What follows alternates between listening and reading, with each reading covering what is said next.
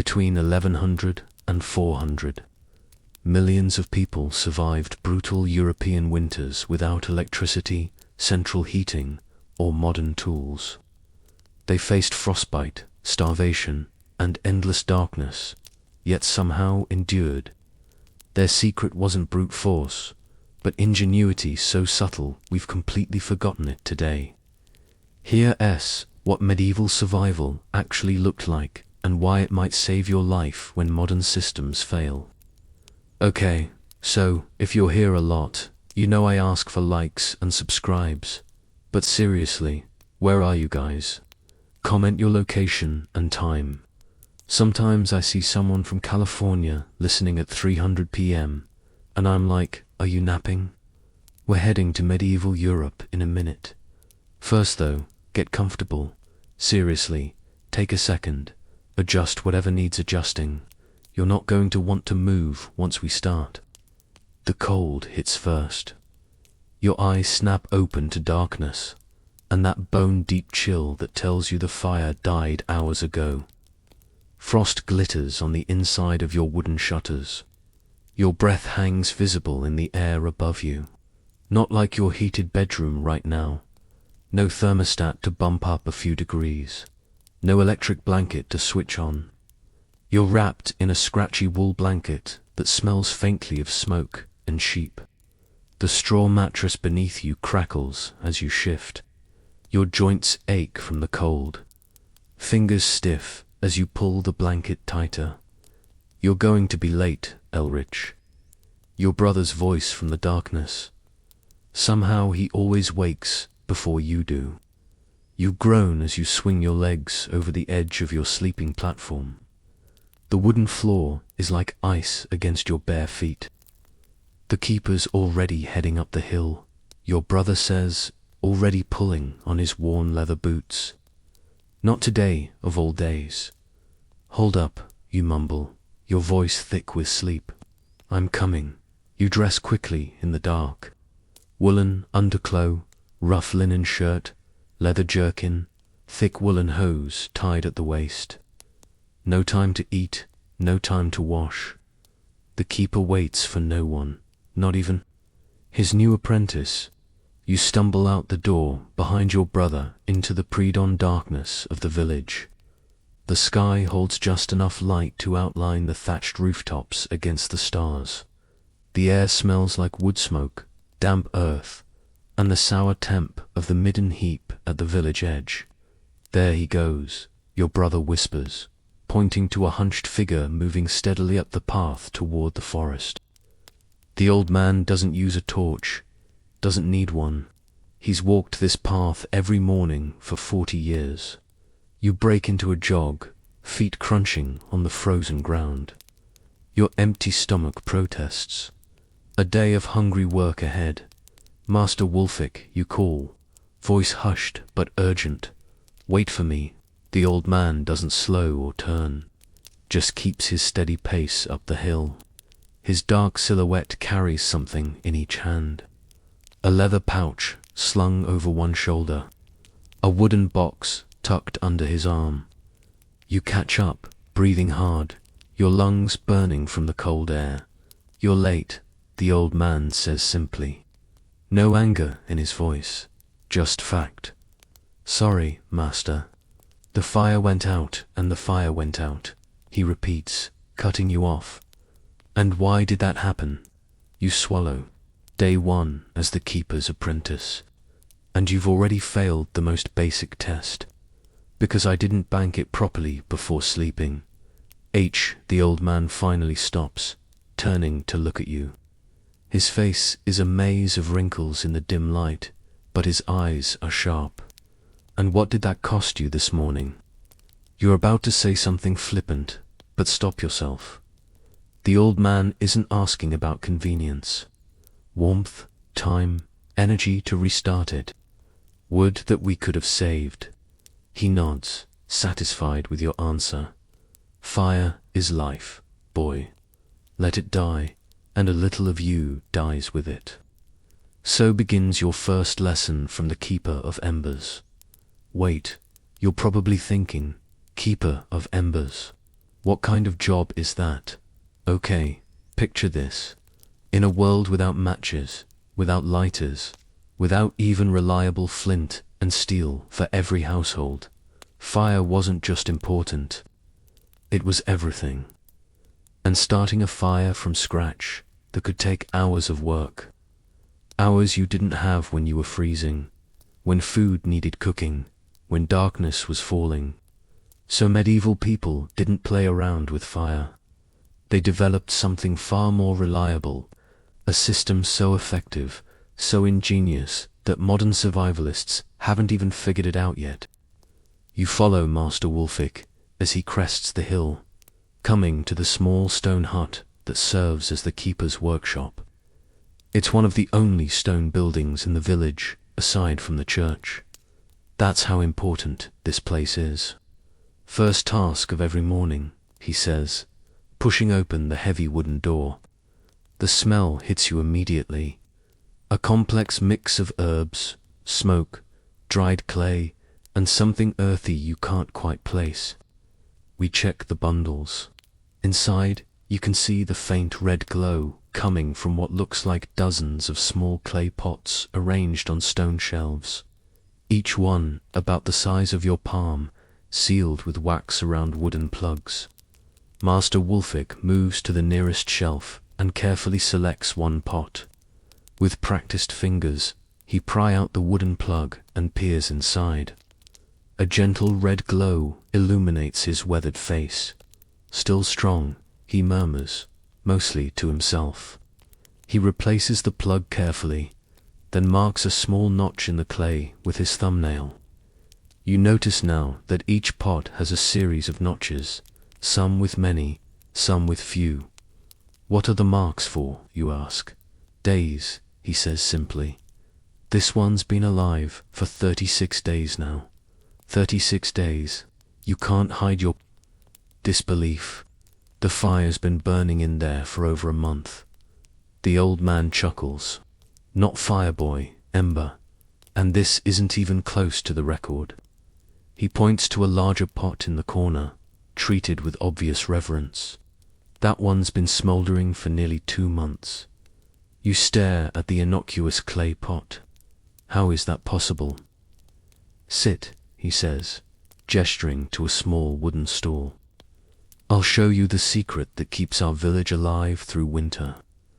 Master Wulfik moves to his work, selecting a hollow reed stem about the thickness of your thumb and length of your forearm. The fire bundle, he explains, is the most valuable thing a traveler can carry, more important than gold, more crucial than weapons. He holds up the reed. Elder works best, though reed will do in a pinch. The secret is in the preparation. You watch as he takes a small ember from one of his pots using a metal tool. The ember glows bright orange in the dim room. First, you need perfect embers, not too hot, not too cool. He carefully places the ember inside the hollow reed. Then you seal both ends. Clay, wax, mud. In an emergency, leave just enough air holes to keep it alive. He demonstrates sealing one end with clay, poking a tiny pinhole in it with a needle, then sealing the other end the same way. Too much air, it burns up in hours. Too little, it suffocates and dies. But get it just right. He holds up the finished bundle, and you have fire that travels with you for days, sometimes weeks. That's what's in all these pots, you ask, looking around the room with new understanding. Different types, different materials, different purposes. He points to various shelves. Those are for travelers heading north, those for the shepherds in the hills, those for the charcoal burners. He smiles slightly. Everyone needs fire, but not everyone can keep it alive. That's our job. But why not just use flint and steel, you ask?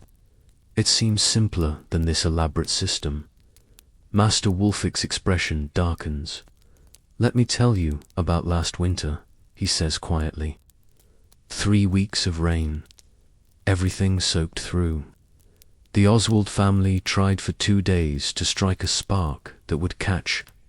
Their youngest little girl, couldn't have been more than 4, died of cold before they managed it.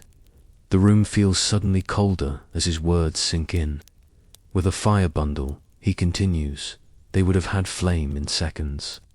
No matter the weather, no matter how wet the wood, the ember inside stays protected, stays dry. He places a hand on your shoulder.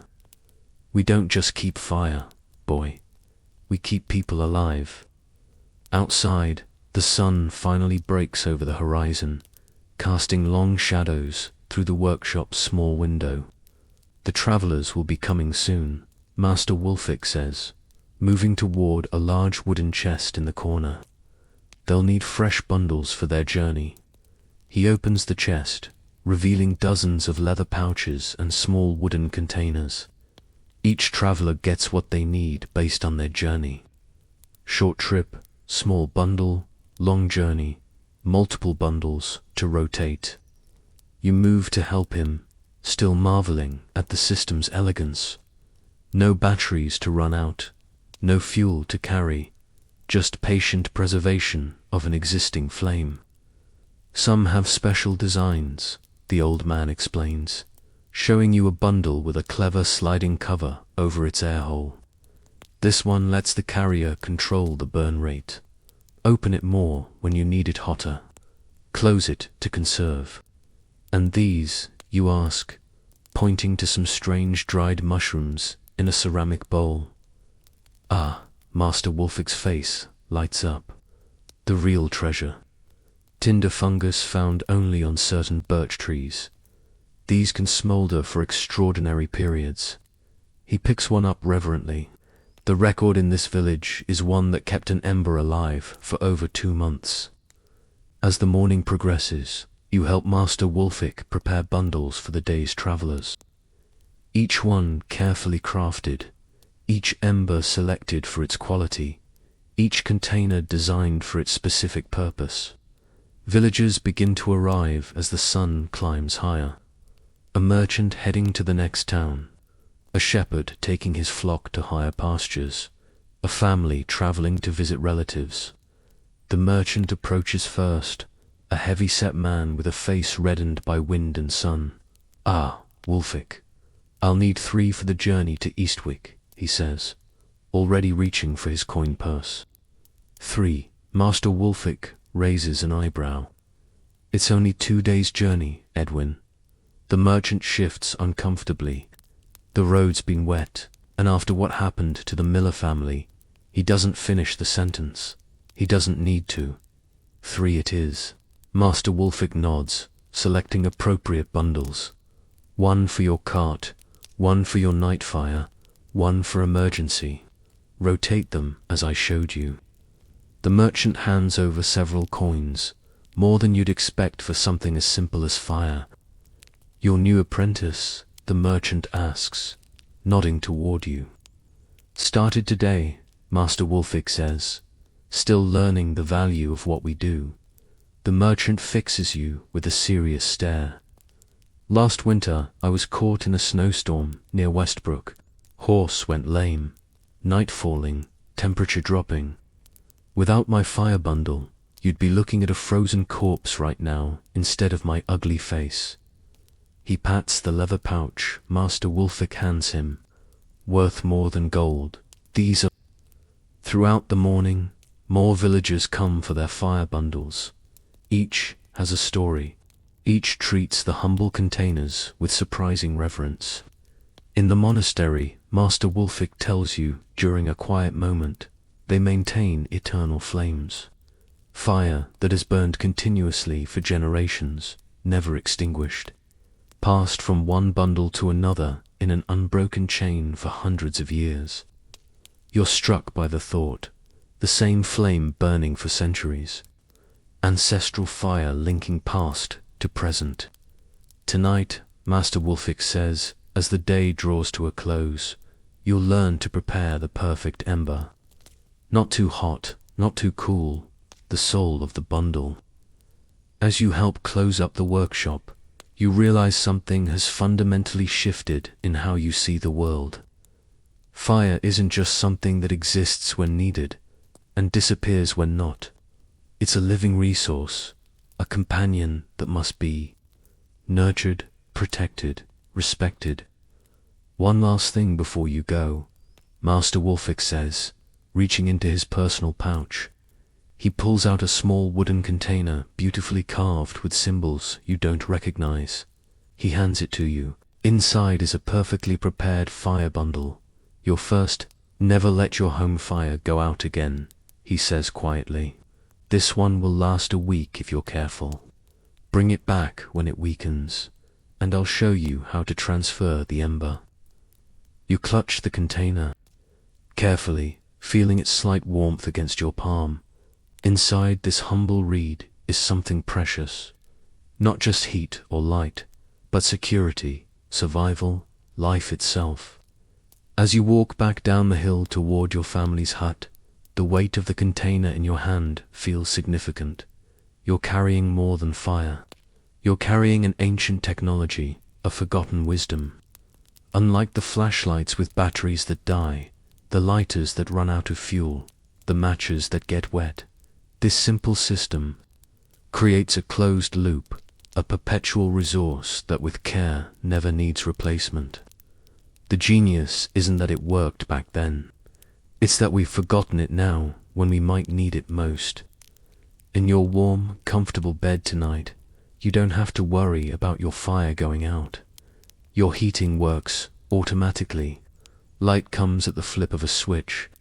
But somewhere in the back of your mind, a quiet voice might wonder, what would you do if those systems failed?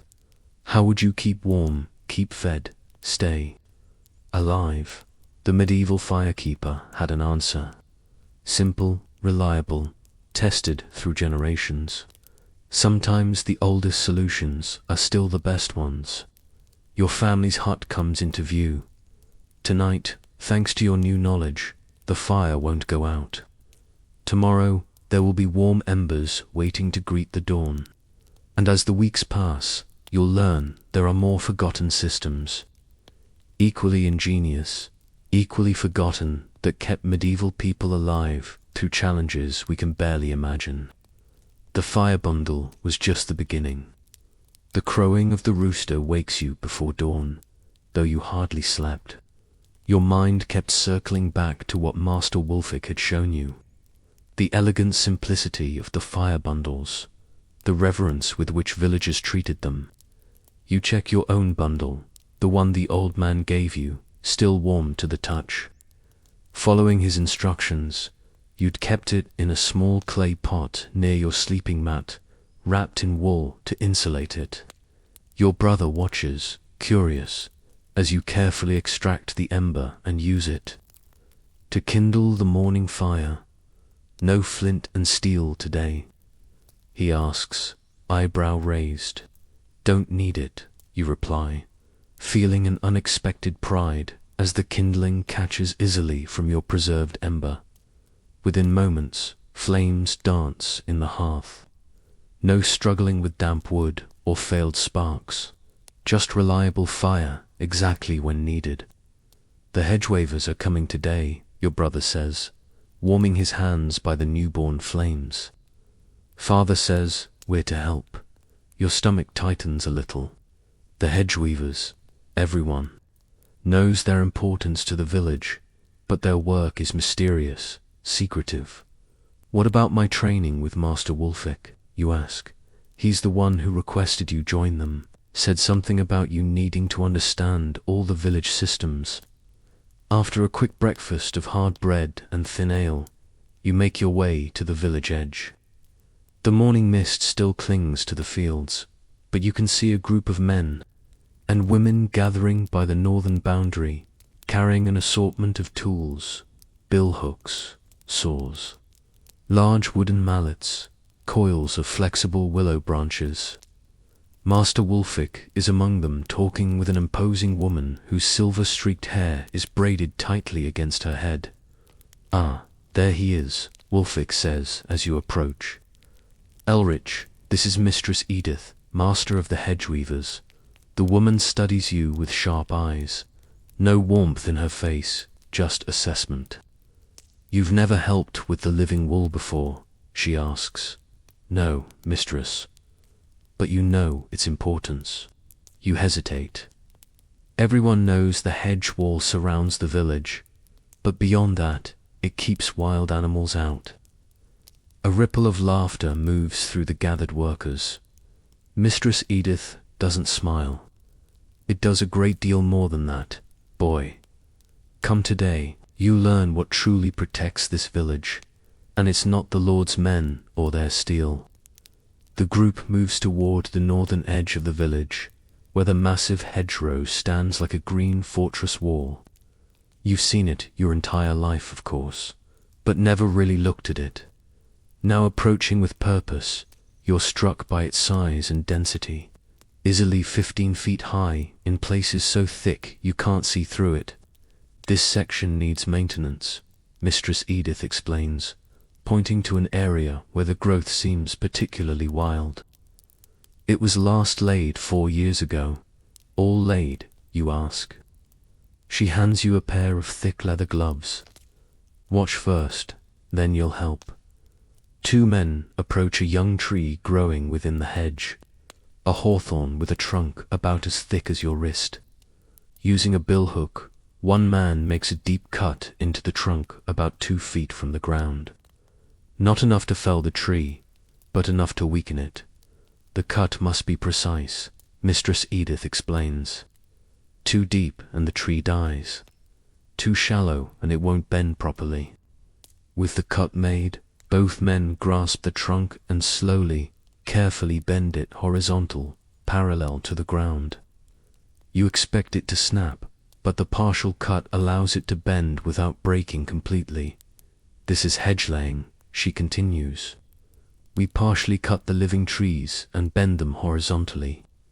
As they heal, they'll grow both upward and outward, creating a living wall that can't be easily cut or burned." You watch in fascination as the men secure the bent tree using wooden stakes. The hawthorn now forms a living barrier about waist high. "Your turn," Mistress Edith says, pointing to another young tree. Under her watchful eye, you make your cut. Too shallow at first, and she has you deepen it slightly. The sensation of bending the living tree is strange. There's resistance, a tension that feels like the tree is fighting back, until suddenly it gives way and lays horizontal. "Good," she nods. "Now you understand the basic technique, but this is just the beginning of what the living wool does for us." Throughout the morning, you work alongside the hedge weavers. It's harder labor than you expected, and your hands blister despite the gloves. But slowly you begin to see the genius of the system. "Notice what we plant where," Mistress Edith says during a brief rest. She points to different sections of the hawthorn and blackthorn provide the structure with their thorns, creating an impenetrable barrier. She's right. The thorns on these trees are vicious. Some nearly 2 in long and sharp as needles. But look closer. What else do you see woven among them? You peer into the dense growth and begin to notice what you'd overlooked before. Apple and pear trees, carefully grafted and woven into the structure. Wild plums, hazelnuts, berries of all kinds. The hedge feeds us, you realize aloud. Mistress Edith nods. A well-maintained hedge provides fruit from spring through autumn. During the famine 3 years ago, these berries kept children from starving. One of the older workers, a man with a heavily lined face, chimes in. "My grandfather said, in the great hunger of his youth, half the village survived on hedge fruit when the crops failed. And look here, Mistress Edith guides you to another section. Elder, willow, yarrow, comfrey, all with medicinal properties. So it's a living pharmacy too, you say, beginning to understand. Indeed, the same barrier that keeps wolves and raiders out also provides medicine, food, and materials. As the day progresses, you learn how different sections of the hedge serve different purposes. Near the livestock pens, the hedge is particularly dense to prevent predators from reaching the animals. Near the village's main path, there's a carefully disguised opening, a hedge port, they call it, that can be quickly sealed in times of danger. Only villagers know about this entrance, Mistress Edith explains. If raiders come, they'll waste time searching for a way through while we seal this passage. You help as they demonstrate how bundles of blackthorn can be quickly positioned to close the gap, creating a barrier so thorny that no one would dare push through it. The lords in their stone keeps think walls must be dead to be strong, one of the older women says with a snort. Dead stone, dead wood. Our wall grows stronger every year instead of weaker. Some of these hedge are older than the villages they protect. Another adds, there's a section on the east side that stood for over 200 years. Outlived the original village entirely. During the midday meal, bread, cheese, and apples harvested directly from the hedge. Mistress Edith explains the yearly cycle of hedge maintenance. We always work in winter when the sap is down, she says. Cut and weave at the wrong time and you'll kill the living wall. Each section gets maintained every hedge, 4 to 6 years, depending on growth. How long does it take to establish a new section, you ask? 7 years before it's truly formidable. But even a 3-year hedge will discourage casual trespassers. After eating, the work continues. You notice how birds flit in and out of the hedge. Continuously, finches, thrushes, small wrens, and larger fields. The birds are as important as the thorns, Mistress Edith tells you, following your gaze. They nest in the safety of the hedge, then feed on insects that would otherwise destroy our crops. You've never thought about it before, but it makes sense.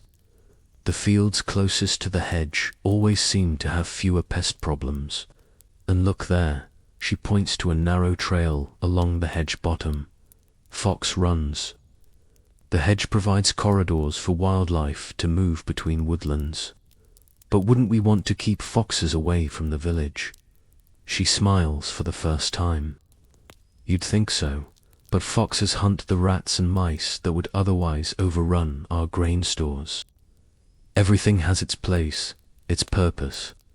As the afternoon wears on, you help collect the cutings from the hedge maintenance. Nothing goes to waste. Straight branches are set aside for tool handles. Flexible willow and bramble are coiled for basket weaving. Even the smallest twigs are gathered for kindling. In spring, Mistress Edith explains, we'll harvest specific plants for dyes, walnuts for brown, elderberries for purple, W for blue. The more you learn, the more you realize that the simple hedge is actually an intricate multi-purpose system. Defense, food, medicine, tools, pest control, wildlife corridors, all from a living structure that strengthens rather than degrades over time. As the sun begins to set, Mistress Edith leads you to a section of hedge you haven't worked on yet. This is the oldest part of our wall, she says with reverence in her voice. Planted by my great-grandmother's grandmother, nearly 8 generations of protection. The hedge here towers nearly 20 feet high, with a trunk system so dense it resembles a solid wall of wood. The thorny exterior looks truly impenetrable.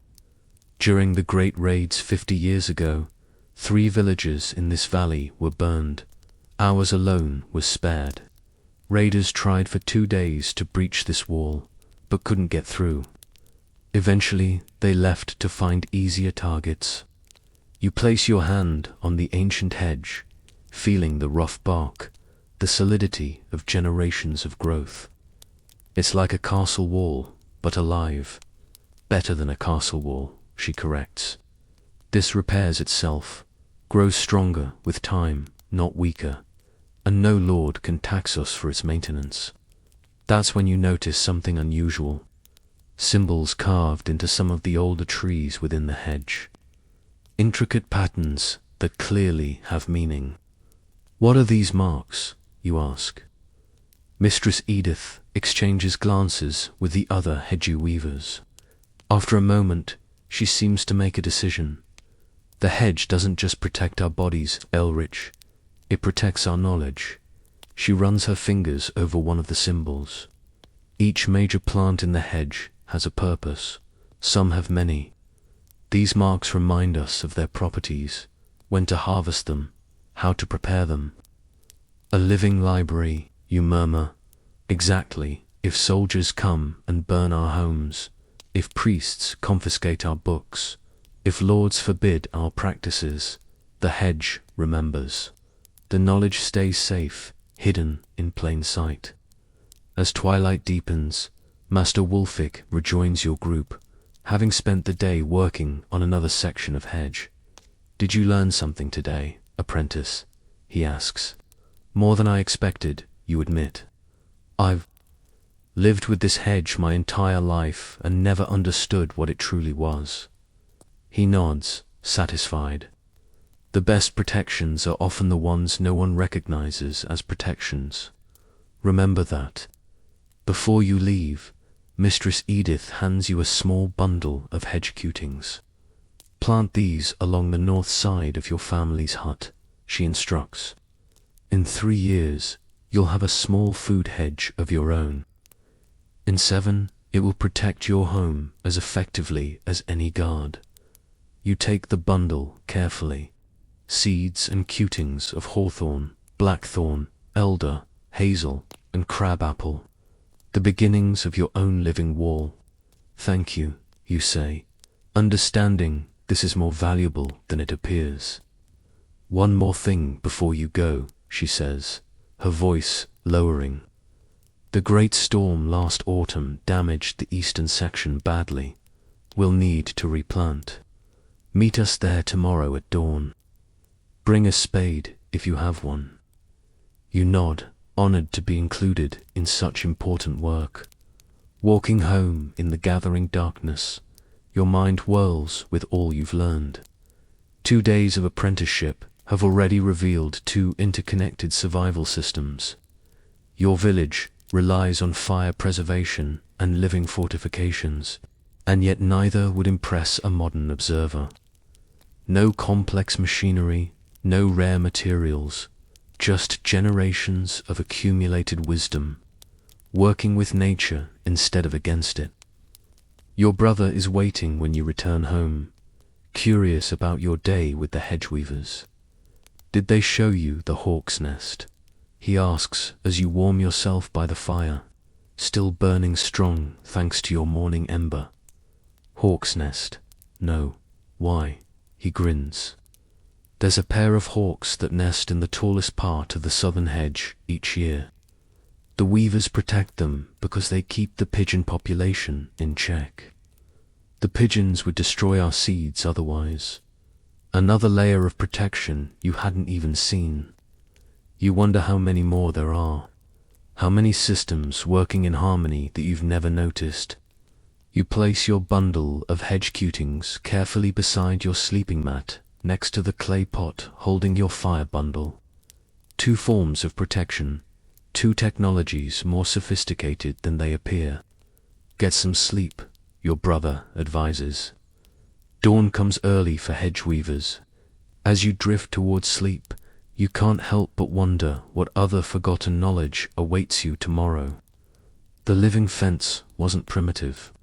It was the ultimate expression of working with nature instead of against it. Modern fences rust, decay, require constant maintenance, and eventually fail. Completely. But somewhere in England, there are hedges still standing that were first laid by medieval hands. Living walls that have outlasted empires. That's not primitive technology. That's genius. Dawn brings a thin, cold drizzle. The kind that soaks through clothes faster than a downpour. You join the hedge weavers at the eastern boundary as promised. Hood pulled against the weather, spade in hand. The damaged section is worse than you expected. A massive oak had fallen during the autumn storm, crushing nearly 30 feet of ancient hedger. We'll need to start fresh here, Mistress Edith says, surveying the damage with a frown. Full replanting. The work is grueling. Clearing the fallen tree, digging new trenches for saplings, planting in precise patterns that look chaotic to your untrained eye, but follow Mistress Edith's exacting specifications. Blackthorn on the outside, she instructs. Hawthorn behind, crab apple at 10 ft intervals, elder at the corners.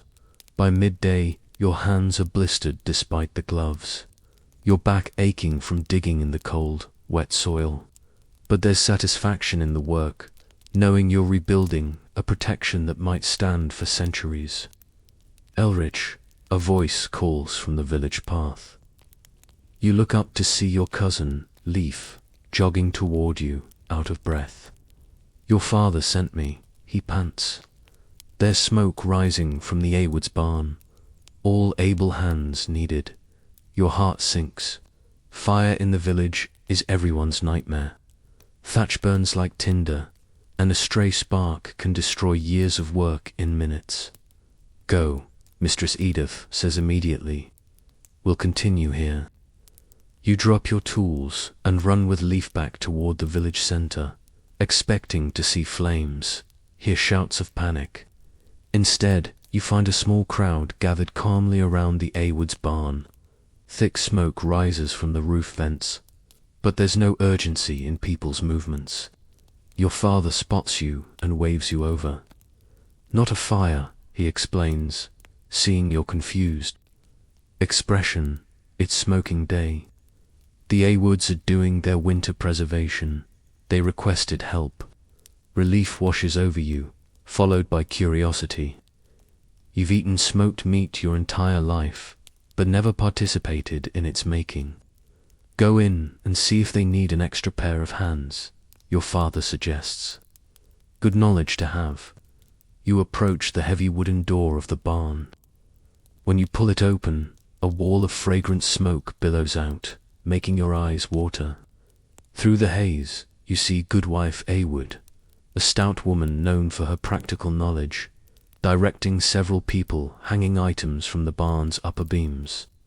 Ah, another helper, she says, noticing you. Good, we need strong arms. Come in, come in. Stepping into the smoke barn is like entering another world. The light filters through the haze in strange patterns, creating an otherworldly glow. Your eyes sting at first, but you quickly adjust. What surprises you most is what's being smoked. You expected to see meat, hams, bacon, perhaps some fish, and yes, those are here hanging, from the highest beams. But there's so much more. Take these up to the middle racks, Goodwife Awood instructs, handing you several large cloth sacks. Not too high, mind you. That's for the meat only. The sacks are heavy, filled with what feels like grain. You raise your eyebrows in question. Barley, she confirms, and those over there are rye and wheat. The smoke keeps the weevils and moths away. You climb the wooden ladder to the middle level of the barn, where several horizontal poles create a series of racks, following the instructions of another worker. You hang the sacks so they fully exposed to the smoke, but not directly over the fire pits below. Why different heights? You ask the worker, a middle-aged man with a smoke-darkened face. Heat and smoke density, he explains. Meat needs the hottest smoke to kill rot. Grains need medium heat to drive off pests. Delicate things like herbs and medicines need the gentlest smoke. Looking up, you see the system now, a careful arrangement by height. Meat and fish at the top where smoke is hottest. Grain sacks in the middle, and at your eye level, bundles of herbs, flowers, and what appear to be medicinal plants spread on wide flat racks. Is this all from one family? you ask, surprised by the quantity. The man laughs. No, no, the whole village uses the Awood smoke barn. They have the best setup, and Goodwife Awood knows the smoke better than anyone. Each family brings their goods on their assigned day. Back on the ground floor, you report to Goodwife Awood for more instructions. What's burning, you ask, noticing multiple fire pits with different colored smoke rising from each. She gives you an appraising look. You have an interest in the smokecraft. I'm learning the village systems, you explain. Master Wolfik's apprentice. Her expression changes to one of respect. Ah, the new keeper in training. Well, then you should understand what we're doing here. She gestures to the different fire pits. Each wood creates different smoke with different properties. She points to the pit with the whitest smoke. Apple wood there. Sweet smoke, good for pork and fowl, gives a golden color. She moves to the next. Oak, strong smoke, best for beef and heartier foods. Preserves longest, and finally to a pit with bluish smoke. Juniper and pine creates a barrier that insects won't cross. We use it mainly for grains and textiles. I didn't know different woods made different smoke, you admit. Or most don't, she says, with a hint of pride. They throw any wood on the fire and hope for the best, but there's knowledge in smoke. Old knowledge. For the next hour, you help carry items to their proper locations in the smoke hierarchy. It's exhausting work in the thick air, but fascinating. You see things you never expected to be smoked. Bundles of linen cloth, coils of rope, leather hides, even wooden tools. The rope and nets need smoke treatment before the fishing season. Goodwife Aylwood explains when she catches you looking curiously at a pile of fishing nets. Makes them last twice as long in water. And the cloth, you ask, nodding toward bundles of linen. Smoke makes it resist water and moths. Not as well as proper oiling, but it helps, especially for work clothes. You're helping hang a rack of leather hides when a fit of coughing overcomes you. The smoke has finally penetrated your lungs enough to irritate them. Go outside and catch your breath. Goodwife Awood instructs. First-timers always need breaks. Grateful, you step outside into the cool air. Your clothes of smoke and you can taste it on your tongue, but the fresh air is a relief. Several others are also taking breaks, sitting on logs near the barn entrance. An older man with a beard stir with grey makes room for you. First smoke day, he asks. You nod, still catching your breath. I remember my first, he says with a chuckle. Thought my lungs would never recover. You'll get used to it. So much more than just meat, you observe. That's what the Southerners don't understand, the man says. They smoke. Only for flavor. We smoke for survival. He gestures toward the barn. A properly smoked grain sack will stay free of pests for years, not months. Smoked herbs keep their potency through the harshest winters. Some medicines actually become stronger after smoke exposure. How so, you ask, intrigued. Take willow bark, he says. Good for pain and fever, as you likely know. But smoke it with alderwood and its potency doubles. The old herbalist before Mistress Agnes discovered that by accident during a smoke day like this. Your break ends too quickly, and you return to the smoke-filled barn. This time, Goodwife Awood leads you to a small side room off the main smoking area. Here, the air is clearer, though still pungent with smoke. An elderly woman sits at a table covered with small bundles of herbs and plants. This is Mistress Agnes, our herbalist, Goodwife Awood introduces. She requested help with her medicines. The old woman barely glances up from her work, carefully wrapping herbs in linen before tying them with string. "You're Wulfric's new boy," she says. Not a question. "Yes, mistress." "Good. Sit. I'll show you something few understand." You obey, taking a seat across from her at the small table. Her fingers move with surprising dexterity for her age, sorting and bundling various dried plants you can't identify. Different herbs need different smoke, she explains without preamble. Some need the pine smoke to enhance their properties. Others need applewood to maintain their gentleness. Others still need oak for longevity. She holds up a bundle of dark leaves. This is fever moss, useful for reducing heat in the body, but fresh. It's too strong, can cause visions, confusion. She sets the bundle in a small basket, separate from the others. This will go to the gentlest smoke, just enough to mellow its effects without reducing its healing power. For the next hour, you help Mistress Agnes prepare her medicinal herbs for smoking. Each has its specific needs, its particular placement within the smoke hierarchy. It's precise, almost ritualistic work. The monks claim all healing comes from prayer, she says after a long silence. But they still send for my smoked herbs when sickness comes to their doors. There's a hint of satisfaction in her voice. "Have you always been the village herbalist?" you ask. 30 years now. She nods. "Learned from my grandmother, who learned from hers." The smoke knowledge goes back further than anyone remembers. Before the stone church, before the Lord's manor, she hands you a small cloth pouch filled with a pungent mixture. Smoke preservation isn't just for winter stores, boy, it's for knowledge itself.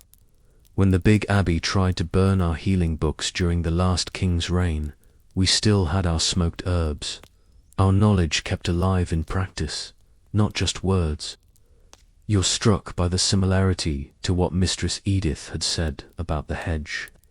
Another form of preservation that protected knowledge as much as physical resources. By late afternoon, the smoking is at its peak. The barn glows with an almost magical light as sunbeams pierce the thick haze.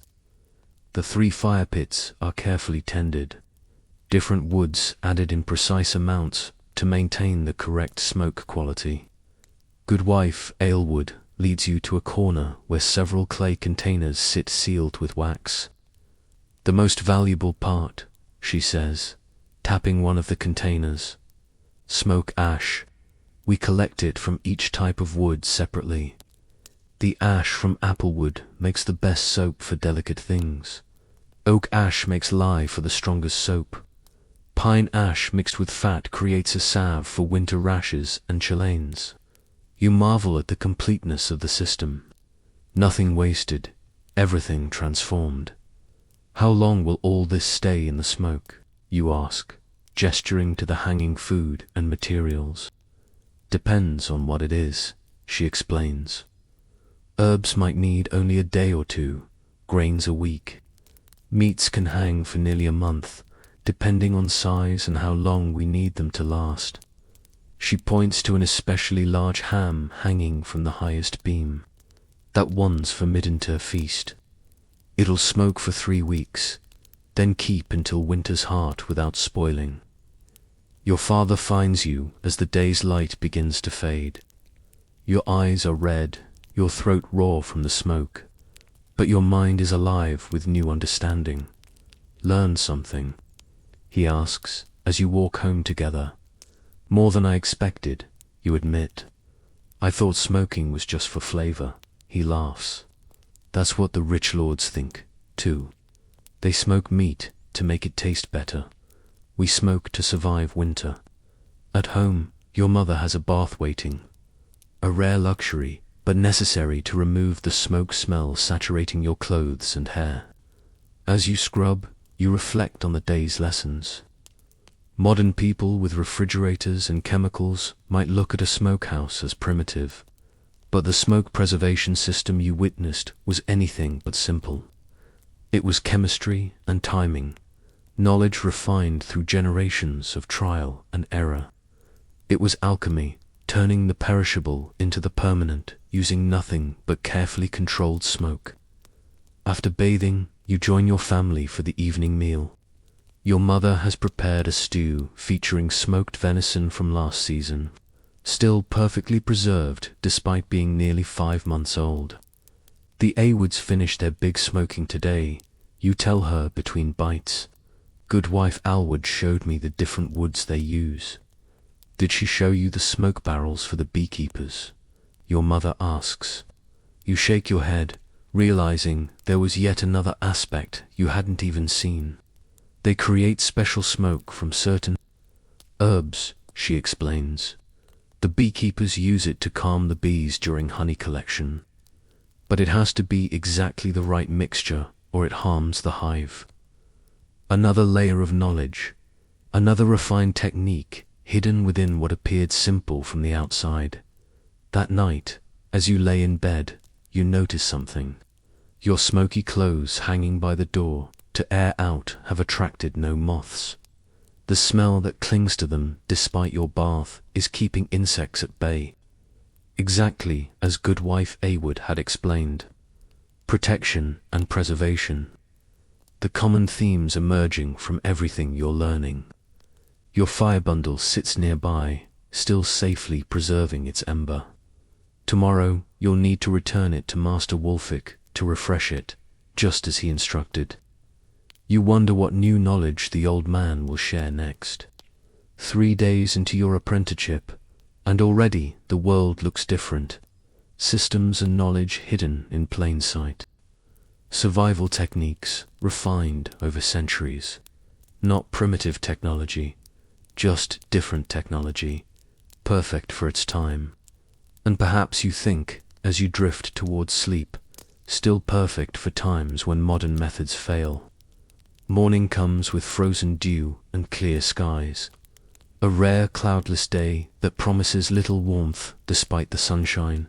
You return your fire bundle to Master Wulfik as instructed, finding him already at work in his stone hut atop the hill. How was your time with the hedge weavers and the smoking barn?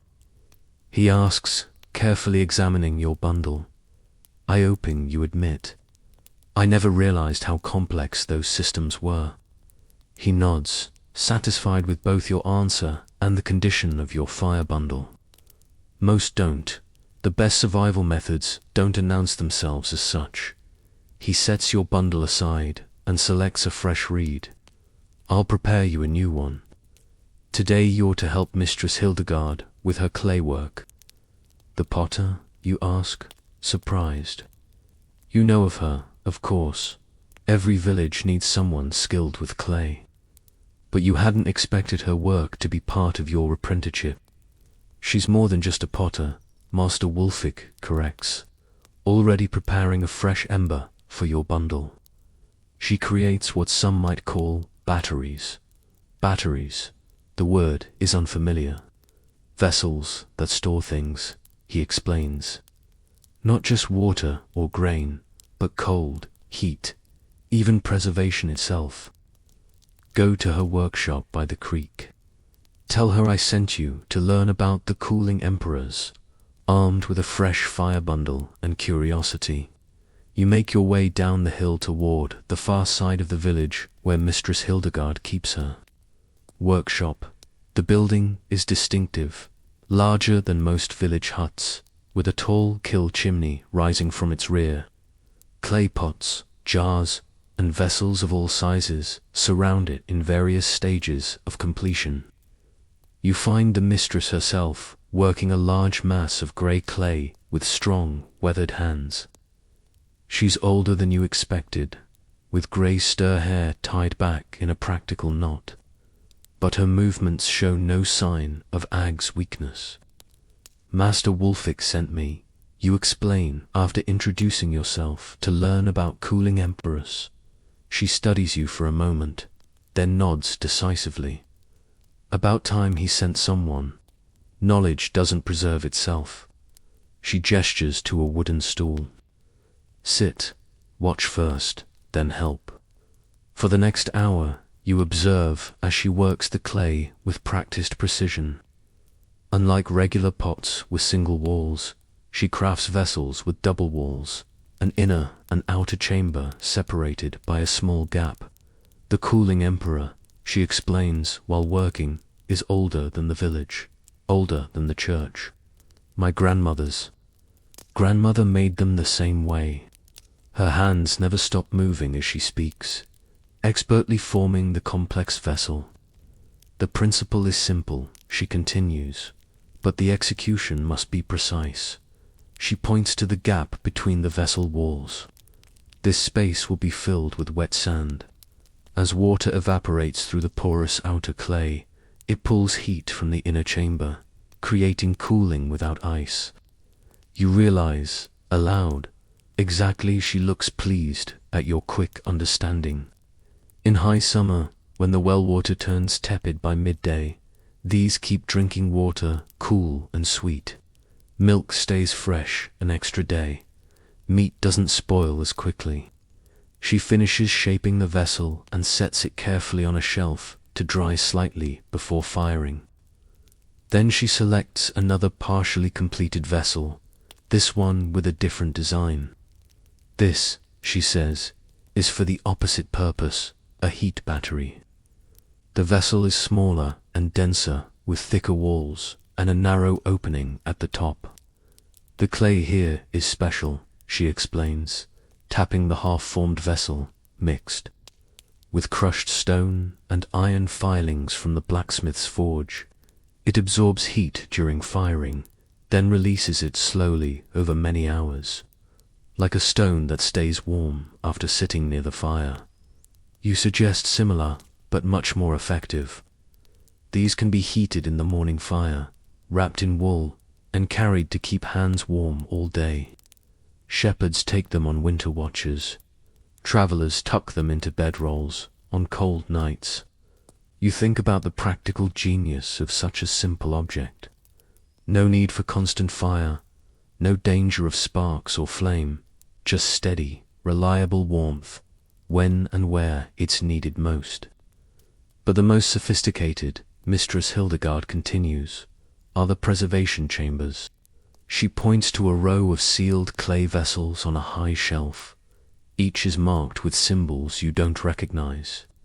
These create microclimates for storing seeds, certain medicines, even the starter for bread. She selects one and hands it to you. It's heavier than it looks, sealed with wax around its lid. This one preserves parsnip seeds, she explains. Normally, they lose their vigor after a year, but properly sealed in a chamber like this, with the right mixture of ash and dried herbs inside, they'll remain viable for 5 years or more. You turn the vessel in your hands, noting the careful craftsmanship. How is this different from just a sealed jar? Everything is in the details, she says, taking it back from you. The porosity of the clay. It must breathe just enough, but not too much. The mixture inside creates the perfect environment for those specific seeds. To dry, they die. To damp, they rot or sprout prematurely. She replaces the vessel on its shelf and gestures for you to follow her outside. Behind her workshop stands a structure you hadn't noticed before. A small, partially underground room built into the hillside. The thick door bears the same symbols you saw on the preservation vessels. The seed bank, she explains, unlocking the heavy door with a key she wears around her neck. Every village should have one, though few do anymore. Inside, the temperature drops noticeably. The walls are lined with shelves holding hundreds of clay vessels, each carefully labeled. The air smells of earth and herbs and something undefinable. The scent of dormant life, perhaps seeds from every crop we grow, Mistress Hildegard says with quiet pride, some dating back 20 years or more. If disease takes our wheat, if floods wash away our planting, if war comes and fields burn, we have what we need to start again. You stare in amazement at the clay library of life surrounding you, and they all stay viable in these vessels. If properly prepared, yes, each type of seed needs its specific clay mixture, its specific internal environment. She points to different shelves.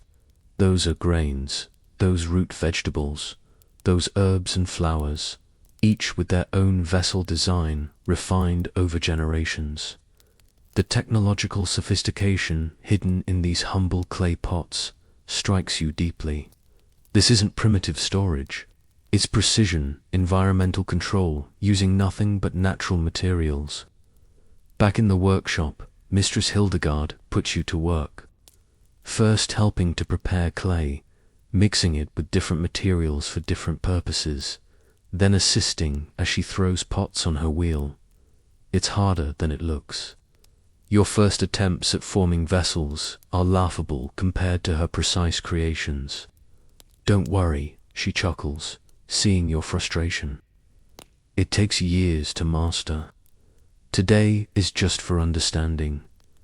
Midday brings a short break. You share a simple meal of bread and cheese, eating outside in the winter sunshine. Despite the clear sky, the air remains bitterly cold. Perfect weather for demonstrating the cooling emperor's cousin, Mistress Hildegard says, disappearing briefly into her workshop. She returns with what looks like an ordinary clay picture, but with subtle differences you now recognize. Double walls, slightly porous outer surface.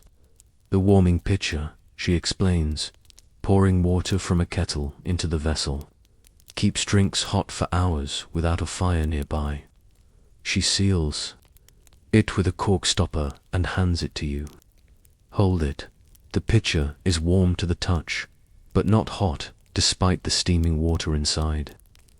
The outer layer stays comfortable to hold, she explains, but the inner chamber maintains heat far longer than a normal vessel. By tonight, that water will still be warm enough for washing. How many different vessels do you make? You ask, marveling at the ingenuity. Dozens of designs, each with a specific purpose. She gestures around the yard at the various pots and jars in different stages of completion: cold storage, heat retention, seed preservation, fermentation control, even moisture regulation for certain crafts. After the meal, she shows you how to prepare the special sand mixture for cooling in Boros. It's not just any sand, but a specific blend from the riverbed, washed and sorted to the right consistency, then mixed with certain minerals. Too fine, it blocks the pores and no evaporation occurs, she explains as you sift the sand through a cloth. Too coarse, the water passes through too quickly and the cooling effect is weak. You help her fill the gap in a completed cooling emperor with the prepared sand, then add water until it's properly saturated. Now we test it, she says. Inside her workshop, she fills 2 identical cups, one with water from her regular pitcher, one with water from a cooling impora that's been working all morning. She hands both to you. Taste the difference. The first cup is room temperature, slightly stale tasting. The second is remarkably cool and fresh, almost as if just drawn from the deepest part of the well. That's incredible, you say. Honestly, and this works even in summer, especially in summer. The hotter the day, the stronger the evaporation, the better the cooling effect. She takes the cups back. The beauty is in its self-regulation. No need to adjust it or monitor it. The system responds naturally to the environment. Throughout the afternoon, you learn about more specialized clay vessels, fermentation crocks designed to maintain perfect conditions for transforming cabbage into sauerkraut, wine vessels that keep temperature stable during the crucial early stages, special containers for storing herbs that would otherwise lose their potency. The most complex are these, Mistress Hildegard says, showing you a set of interlocking vessels. the nested preservation system used for our most valuable medicines. The design is ingenious. A small central container for the medicine itself, surrounded by a chamber filled with specific herbs and minerals, all encased in a water-resistant outer vessel. Each layer creates the precise conditions needed, she explains. The monastery pays handsomely for these to store their most precious remedies.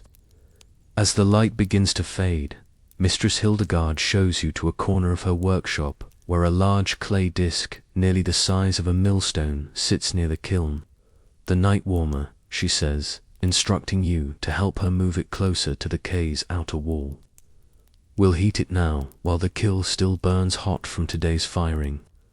Tonight, it will radiate warmth for hours after the fire dies. Together, you position the massive clay disc where it can absorb heat from the kiln. You notice it's a special formulation, darker and denser than her other clay works. Special clay mixed with iron stone, she explains, seeing your curiosity. It holds heat longer than any other material I've found. The sun has nearly set by the time you finish helping around the workshop. Mistress Hildegard hands you a small clay vessel, similar to the heat batteries she showed you earlier, but sized to fit in a pocket. For your walk home, she says, I heated it in the kiln. It should stay warm for at least 2 hours. You thank her and tuck the warm vessel into your pocket. The heat radiates through your clothing, a surprising comfort against the biting evening cold. Come back in 3 days, she instructs. We'll be firing the cooling emperors, and I could use an extra pair of hands, walking home in the gathering darkness. You marvel at how something as simple as clay could be transformed into such sophisticated technology. Your pocket warmer still radiates heat against your side, a constant comfort in the freezing evening. At home, you find your family huddled near the hearth. Winter nights are always difficult. The fire can't warm the entire hut, and sleeping areas further from the hearth can be bitterly cold. What's that? Your brother asks. You pull the pocket warmer from your clothing. Heat battery, you explain, handing it to him. His eyes widen at the warmth radiating from the small clay vessel. From the potter, he asks. Mistress Hildegard, you correct, and she's far more than just a potter. Your father examines the heat battery with interest. I've seen travelers with these, but never knew how they were made. They're just one type, you explain, finding yourself eager to share what you've learned. She makes cooling vessels, too, double-walled with wet sand between and preservation chambers for seeds and medicines. As you describe the various clay technologies, you realize how many of them you've seen around the village without recognizing their significance. The water pitcher that keeps the miller's drinking water cool even on harvest days. The vessels the herbalist uses for her most valuable medicines. The warming stones the baker tucks into bread deliveries on cold mornings. Hidden technology hiding in plain sight. That night you place your pocket warmer at the foot of your sleeping mat before getting under the blankets. The gentle heat warms your perpetually cold feet. A small luxury you've never experienced before. Such a simple thing, yet so effective. As you drift towards sleep, your mind returns to Mistress Hildegard's seed bank. Those humble clay vessels preserving life through winter, through drought, through disaster, ensuring survival not just for one season, but for generations to come. Modern storage depends on plastic, on refrigeration, on technology that inevitably fails. But these clay technologies, they could work forever. Created from the earth itself, not primitive at all, just perfectly adapted for their purpose. Morning arrives with the soft patter of rain against the thatch. The gentle sound would normally lull you back to sleep, but today there's urgency in the household. Your father's boots have sprung a leak. A disaster in winter when dry feet can mean the difference between health and sickness. They're my only good pair, he mutters, examining the cracked leather with a frown. Water from yesterday's work in the fields has seeped through, leaving the leather stiff and damaged. Can't afford new ones before spring. Your mother glances at you over her breakfast porridge. Didn't you say Master Wulfik was teaching you the village systems? Perhaps he knows someone who could help. You think about the knowledge you've gained over the past few days. Firekeeping, hedge weaving, smoke preservation, clay crafting, but nothing specifically about leather repair. Still, Master Wulfik would know who to ask. The morning rain has settled into a steady drizzle by the time you reach Master Wulfik's hut on the hill. You find him sorting through a collection of dried plants, carefully separating leaves from stems. Father's boots are leaking, you explain after greeting him. We can't afford new ones. Is there someone in the village who could help? Master Wulfik sets aside his work and considers for a moment. Interesting timing. Good wife Marta begins her waterproofing work today. The hunting party returns tomorrow, and their gear will need treatment. He nods decisively. Go to the tanner's yard. Tell Marta I sent you to learn about friction glaze. The tanner's yard sits downwind of the village for good reason. The process of turning animal hides into usable leather produces smells that turn stomachs. But today, as you approach, the usual stench is masked by a different scent. Sharp wryness, almost pleasant. You find good wife Marta working in an open-sided shed adjacent to the main tanning area. She's a sturdy woman with muscular arms and hands stained dark from years of working with tanning agents. 3 large pots bubble over small fires, each emitting a different colored steam and distinct smell.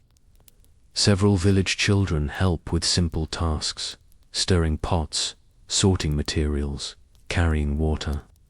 Unlike the main tanning work, this seems to be a process villagers are eager to assist with. Master Wulfik sent me, you explain, approaching good wife Marta to learn about friction glaze. My father's boots are leaking. She looks you up and down, then nods. Wulfik's new apprentice heard about you. She wipes her hands on her apron. Boots are easy enough. We'll do them last, after you've learnt the process. She gestures to the bubbling pots.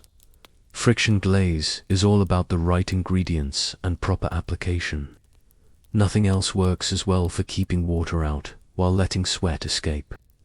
She taps the largest pot. This is the base. Pine resin collected last spring when the sap runs strongest. Rendered animal fat from last month's slaughtering beeswax from the summer hives. The mixture in the pot has a golden amber color and gives off a rich woody scent. Different items need different mixtures, she continues, moving to the second pot. This one's for fishing nets and ropes. More resin, less wax with crushed charcoal added to fight rot in water. The second mixture is darker, almost black. The third pot contains a paler, more translucent substance, and this is for finer leathers and cloth, lighter with more beeswax for flexibility. A village man approaches with a heavy woolen cloak draped over his arm. For the hunting trip tomorrow, he explains, handing it to good wife Marta. Needs fresh treatment. Perfect timing, she tells you. You can learn on Oswald's cloak. She turns to the man. Come back before sundown. It should be ready by then. After he leaves, good wife Marta spreads the cloak on a large wooden table. Though clean, the wool shows signs of wear with thin spots at the shoulders and elbows. First, we check for repairs needed, she explains, carefully examining the garment. Finding a small tear near the hem, she quickly stitches it with waxed thread. Always repair before waterproofing, otherwise the water finds the weakness. With the cloak prepared, she moves to the first pot and uses a wooden paddle to scoop some of the amber mixture into a shallow bowl. It has cooled enough to form a thick paste. Or now, she says, scooping a generous dollop onto her palm. The secret isn't just the mixture, it's the application. She hands you a smaller amount. Rub it between your palms until you feel the heat build. You follow her instructions, working the waxy substance between your hands. Initially stiff and resistant, it gradually softens as the friction warms it. Feel that, she asks. The heat is essential. It opens the fibers, allows the mixture to penetrate rather than just coat the surface. Once the paste is warmed sufficiently, she begins applying it to the cloak with vigorous circular motions. The pressure of her hands is substantial. This isn't gentle treatment, but forceful working of the material. Many people make the mistake of just smearing it on top, she explains, her strong arms never ceasing their motion. That creates a coating that cracks and peels, useless after a few rains. The mixture must become part of the material itself. She guides you to help, showing you how to apply proper pressure, how to work systematically across the fabric. It's hard labor. Within minutes, your arms ache and sweat beads on your forehead despite the cool day. This is why it's called friction glaze, she says, noting your exertion. The friction does as much work as the mixture itself. For nearly an hour, you both work the water-resistant paste into every inch of the woolen cloak. Your hands develop a peculiar sensitivity. You can feel where the mixture has properly penetrated and where it hasn't. Good wife. Marta nods, seeing you adjust your pressure over a particularly dense section of weave. You're learning to feel the difference. When the cloak is fully treated, she hangs it near one of the fires. Now it needs to set, not too close to the flame. Just enough warmth to help it cure properly. How long will the waterproofing last? You ask, flexing your tired fingers. If done properly, a full season of hard use, more with occasional reapplication to worn spots. She examines your hands. You've got good strength for the work, important for proper penetration. Throughout the day, villagers bring various items needing waterproofing: leather bags, work gloves, wool socks, even wooden tool handles that would otherwise swell and crack from moisture. Each receives specific treatment, different mixtures, different application techniques. A fishing net is dipped in the dark mixture, then worked between strong hands until every fiber is impregnated. Leatherwork gloves receive the lighter paste applied with special attention to the seams where water might penetrate. The hunters and shepherds rely on this protection, Goodwife Marta explains. As you help treat a shepherd's heavy cloak, they spend weeks exposed to rain and snow. Without proper waterproofing, they'd suffer terribly. Wet clothes in winter can kill faster than lack of food. You think about how different this is from modern rain gear. No plastic, no synthetic coatings, yet clearly effective based on the villagers' confidence in the treatment. What makes it better than just oiling leather? You ask. You work on a pair of gloves. Oil wears off quickly, becomes rancid, attracts insects and mold. She shakes her head dismissively, and it doesn't work at all for wool or linen. The friction glaze forms a bond with the material, becomes part of it rather than just sitting on top. She points to a cloak hanging to cure, and unlike oil, it lets the body's moisture escape. You won't get soaked from your own sweat trapped inside. By midday, your arms feel like lead from the constant friction work, but you've developed a rhythm to the process. Each new item presents its own challenges.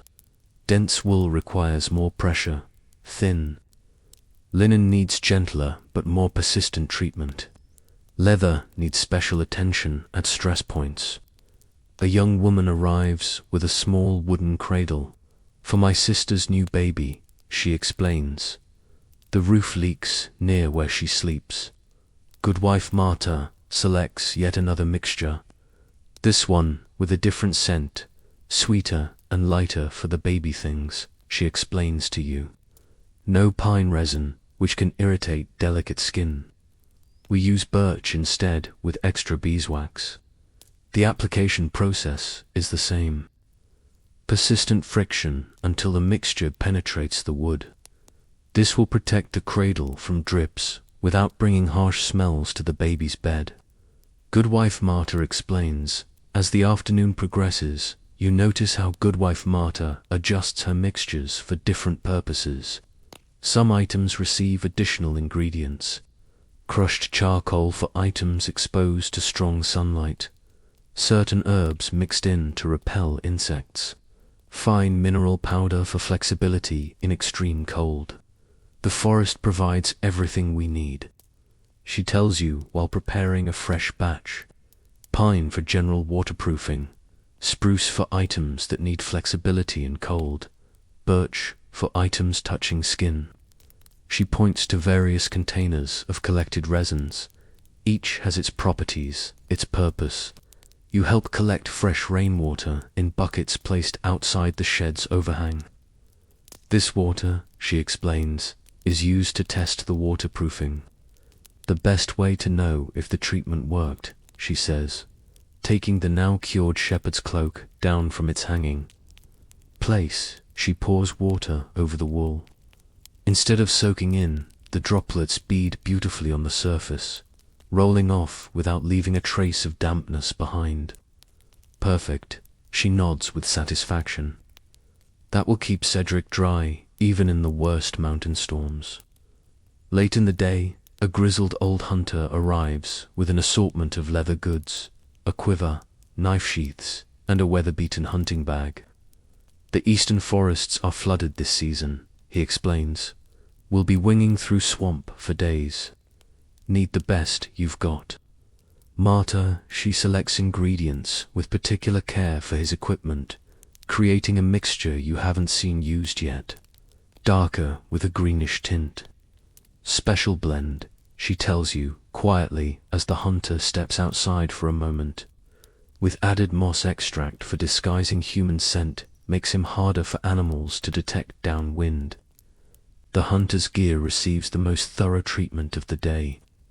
Every stitch, every seam, every potential entry point for water gets special attention. You help with the simpler pieces, now confident enough in the technique to work somewhat independently. The difference between dry feet and wet feet can mean life or death on a winter hunt. The hunter tells you seriously as he watches you work. A few years back, a young hunter ignored Martre's advice. Didn't get his boots properly treated. Lost 2 toes to frostbite after they got soaked crossing a stream. Finally, late in the day, Goodwife Marta turns her attention to your father's boots. She examines them critically, noting the worn spots and cracked areas. These needed treatment months ago, she scolds mildly, but we can still save them. She selects ingredients carefully, creating a custom mixture for the damaged leather. First, she has you clean the boots thoroughly with a damp cloth, removing all dirt and old flaking waterproofing. Now, watch closely, she instructs.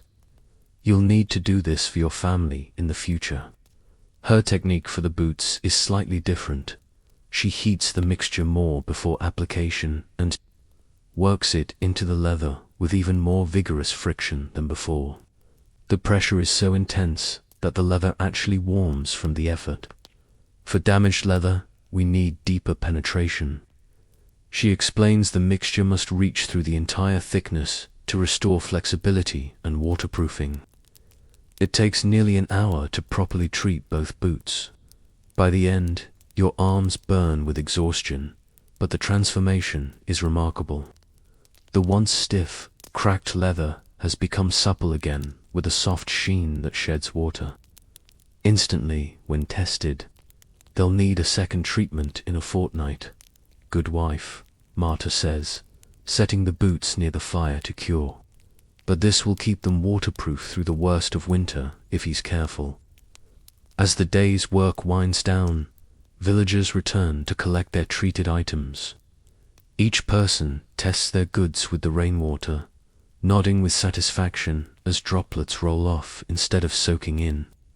You notice how each treated item maintains its original properties. Wool still feels like wool, leather like leather, but with the added resistance to water. Unlike modern plastic coatings that change how a material feels, this treatment enhances without fundamentally altering. One last thing before you go, good wife Marta says, as you prepare to leave with your father's boots. She hands you a small clay pot with a tightly fitted lid. Inside is a portion of the waterproofing mixture for emergency repairs, she explains. If the boots begin to leak again before spring, warm this between your hands and work it into the problem area. Not as good as a proper treatment, but it will get him through until you can bring them back. You thank her and carefully pack the precious mixture in your bag alongside the boots. Come back when you have time, she adds. There's more to learn about protection from the elements, different mixtures for different seasons. Spring treatments need to repel insects as well as rain. Summer treatments need to allow more cooling. Winter treatments need more flexibility in extreme cold. Walking home as the day fades, you marvel at the sophistication of what you've learned. To an outsider, it might look like simply rubbing wax onto fabric, but you now understand the precise combinations, the specific application techniques, the careful curing process that turns simple ingredients into exceptional protection. Your modern rain jacket waiting in your closet in 2025 will eventually degrade its synthetic waterproofing, failing after a few years. But the friction glaze system you've just learned has worked reliably for centuries, using only materials found in any forest. At home, your father examines his transformed boots with amazement. Better than when they were new, he admits, bending the now supple leather that was stiff and cracked this morning. That night, rain pounds harder against the thatch, but your thoughts aren't on leaks or dampness. Instead, you find yourself categorizing the village technologies you've learned so far, each one perfectly adapted to its purpose. Each one sustainable in a way modern solutions often aren't. The consistent theme emerges again. These weren't primitive stopgaps waiting for better technology. They were sophisticated systems refined over generations to work perfectly with available materials. Not primitive at all, just perfectly adapted. Dawn breaks through thinning clouds. The rain finally spent after 3 days of steady downpour. Puddles reflect the grey-pink sky, and every surface drips with lingering moisture. Perfect timing for your father to test his newly waterproofed boots as he heads to the fields to assess flood damage. You helping your mother hang sodden bedding to dry near the hearth when Master Wolfick appears at your door. Good morning, he greets with unusual formality. I've come to ask a favor. Your mother raises her eyebrows. The old keeper rarely makes personal requests. My sister's son is ill in Oakwick, he explains. I've prepared medicines, but I can't make the journey myself. My knees won't handle the forest paths after all this rain. He turns to you. Would you be willing to deliver them? It's a day's journey there and back if you move quickly. Your mother looks concerned. Oakwick, with the streams likely flooding and him going alone. Not alone, Master Wolfick assures her. He'll travel with Oldwin the forester. No one knows the woods better, especially after storms. You've heard of Oldwin, everyone has. A solitary figure who spends more time in the forest than the village. Some call him strange, but all respect his unmatched knowledge of the wilderness. It would be good experience, Master Wolfick adds, for his training.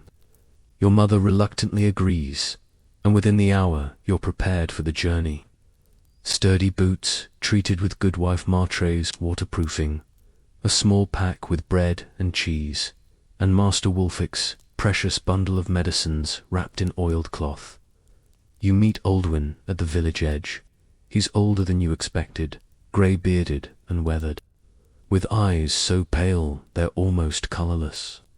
He carries a simple staff and wears a cloak that's patched so extensively it's impossible to tell its original colour.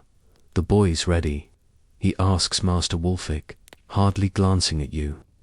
"He is, and willing to learn if you're willing to teach." Aldwin grunts noncommittally. "We'll see." Rain stopped, but the forest will be treacherous.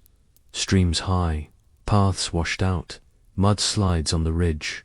"Which is why I asked for you," Master Wulfik says with surprising deference. "No one else would find the way today."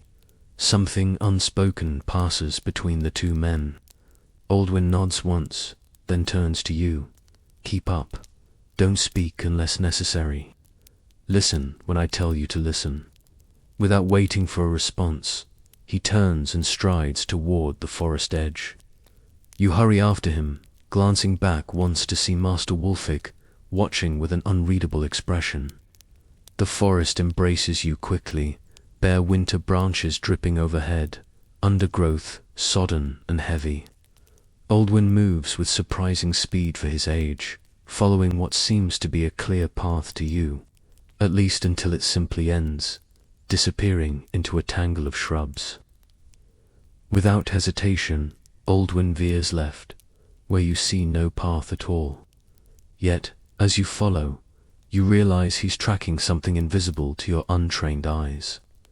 An hour into the journey, you come to your first obstacle, a stream that's transformed into a rushing torrent, its banks overflowing with muddy water. The simple log bridge that normally spans it has been swept away. Aldwin stops, staring not at the water, but upstream, his head tilted slightly. His eyes close for a moment, and you realize he's listening intently. After a long moment, he opens his eyes and turns to you. "We need to head upstream. About 200 paces, there's a narrowing where we can cross." "How do you know?" you ask, seeing nothing but unbroken forest in that direction. Instead of answering, he taps his ear. "Listen, not to the water here, but to how it sounds further up." You try to focus past the immediate rush of the flooded stream. At first, you hear nothing different, but then a subtle change in the water's voice, a higher pitch suggesting faster flow over a narrower channel. "I hear it," you say, surprised. The sound changes. Aldwin nods. The first hint of approval you've seen. Water talks if you know how to listen. Every stream has its own voice. Every change in its course creates a different song. You follow him upstream, and sure enough, the flooded stream narrows between two rocky outcroppings, creating a spot where fallen trees have created a natural, if precarious, bridge. "The forest changed in the storm," Aldwin explains as you carefully cross. "Landmarks moved, paths washed away, but the sounds, those just transform. Learn to read them, and you're never truly lost." The journey continues, and you notice how often Aldwin stops to listen, head tilted, eyes sometimes closed, absorbing information you can only guess at. He never consults the position of the sun or looks for moss on trees, those navigation techniques you've heard about. Instead, he seems to navigate entirely by sound. When you stop for a brief rest and a bite of bread, your curiosity finally overcomes his instruction for silence. How do you know which way to go just by listening? Aldwin considers you for a moment, perhaps deciding if the question merits an answer. Finally, he speaks. "The forest isn't silent. It's constantly telling you where you are. If you train your ears to understand," he gestures around. "Every area has its sound signature. The birds of this oak grove differ from those half a mile east where the pines begin. Wind through oak leaves creates different tones than through pine needles. You listen, trying to discern what he means. Beyond the dripping water, you hear bird calls, the rustle of leaves, distant creaks of branches. Close your eyes, he instructs. Tell me what direction the nearest stream lies. You close your eyes, focusing on sound alone. The trickling of water seems to come from multiple directions after the rain. I'm not sure, you admit. Listen deeper, not to the rainwater dripping from leaves that's everywhere. Listen for the constant flow, the sustained voice of moving water. You try again, filtering out the immediate drips and drops. After a long moment of concentration, you detect it, a steady whisper beneath the other sounds coming from your right. That way, you say, pointing. Oldwin nods. Good. About 300 paces in that direction. Small stream flows year-round. Now, what else do you hear? You concentrate harder. Birds, 3, no, 4 different calls. And what does that tell you? You hesitate, unsure. The finch you hear doesn't live in pine forest. The woodpecker works on oak and beech, not evergreens. The jay warns of open ground nearby. He taps his staff on the earth. Bird sounds tell you what trees surround you, even in fog or darkness when you can't see them. The lesson continues as you resume walking. Oldwin points out how the sound of your footsteps changes based on the soil. Hollow on pine needle beds, solid on clay, damp and muffled on leaf litter. Each sound signature telling you what you're walking on without needing to look down. In fog or darkness, he explains this knowledge means survival. Many travelers have walked in circles because they trusted only their eyes, which easily deceive. You come to a place where the path splits. Without hesitation, Oldwin takes the right fork. When you ask how he chose, his answer surprises you. Listen to the bird sounds ahead on each path. The left fork leads toward a hawk's territory. Smaller birds are silent there. The right path has chattering finches, meaning no predators nearby. As the day progresses, you begin to notice sounds you'd previously ignored. The difference between wind in various types of trees, how sound carries differently up and downhill, how moving water at various distances creates distinct acoustic layers in the forest. Midday brings another challenge. Dense fog suddenly rolling in, reducing visibility to mere feet ahead. While you feel a spike of anxiety, Oldwin seems completely untroubled. Now we truly use our ears, he says, almost pleased at the development. Watch this. He cups his hands around his mouth and makes a sharp calling sound. The noise echoes through the fog, bouncing back from unseen obstacles. He listens intently to the returning echoes, then nods. Open ground 30 paces ahead, then forest again. We're on the right path. You can tell that just from an echo, you ask, amazed. Or sound reveals what eyes cannot. The echo pattern tells me there's a clearing. Ahead, then trees. Again, the quality of the echo reveals distance and density. He teaches you to make your own calls, different sounds for different purposes. A sharp clap works best for detecting nearby objects. A sustained call reveals more distant features. He even shows you how to strike your walking stick against a tree trunk to create a particular resonance that carries well through fog. You practice as you walk, creating sounds and listening to their return. Gradually, impossibly, you begin to develop a rudimentary sound map of your surroundings, even with limited visibility. Merchants and pilgrims who traveled regularly developed this skill out of necessity, Oldwin explains. They created mental sound maps of their routes, how different regions should sound in different seasons. The birds of summer create different soundscapes than those of winter. The wind voice changes with the density of leaves on trees. You think about how different this is from modern navigation with GPS and maps, technologies that fail when batteries die or visibility drops. Sound navigation works in darkness, fog, even with eyes closed. Late afternoon brings an unexpected revelation. Aldwin stops abruptly, head tilted in that now familiar listening pose. After a moment, he changes direction, leading you up a gentle slope you wouldn't have chosen. There's water ahead that wasn't there before the storm, he explains. A new stream formed from the rains. We need to adjust our route. How can you possibly hear a stream that small from this distance? You ask incredulously. Water has a voice that carries further than most sounds, he explains, especially moving water. The human ear, properly trained, can detect streams from over a mile away in quiet conditions. The specific frequencies travel through forest or field with minimal degradation. You concentrate, but can hear nothing beyond the immediate forest sounds. You'll develop the skill with practice, he assures you. Some travelers could even estimate the size of a water source by its acoustic signature. Vital knowledge when searching for safe drinking water. As you crest the hill, you see he was right. A new stream has formed in what was likely a dry gully before the storms, cutting directly across the path you would have taken.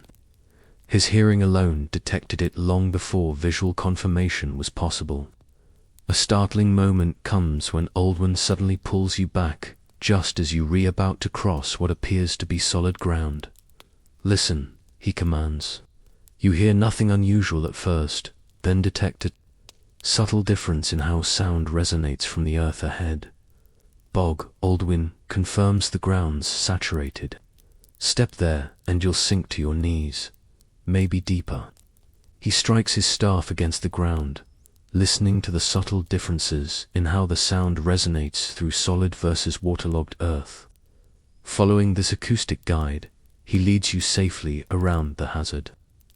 Most impressive of all is when he predicts a brief rain shower, nearly an hour before the first drops fall. Weather speaks before it arrives, he explains. Certain bird calls change. Insect sounds shift the way distant noises carry warns of approaching weather fronts.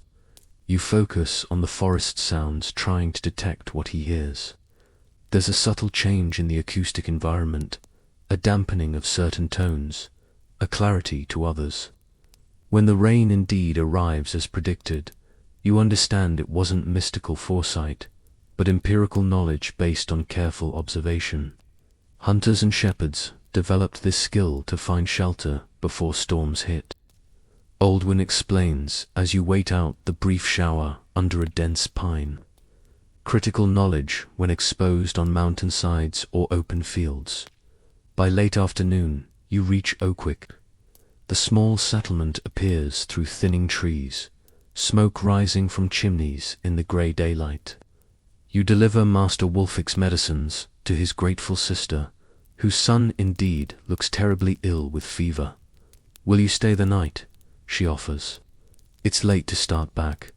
We have enough daylight, Aldwin answers before you can speak. Better to return while the rain holds off. He glances at the sky in a way that makes you suspect he hears something about approaching weather that you do yet perceive.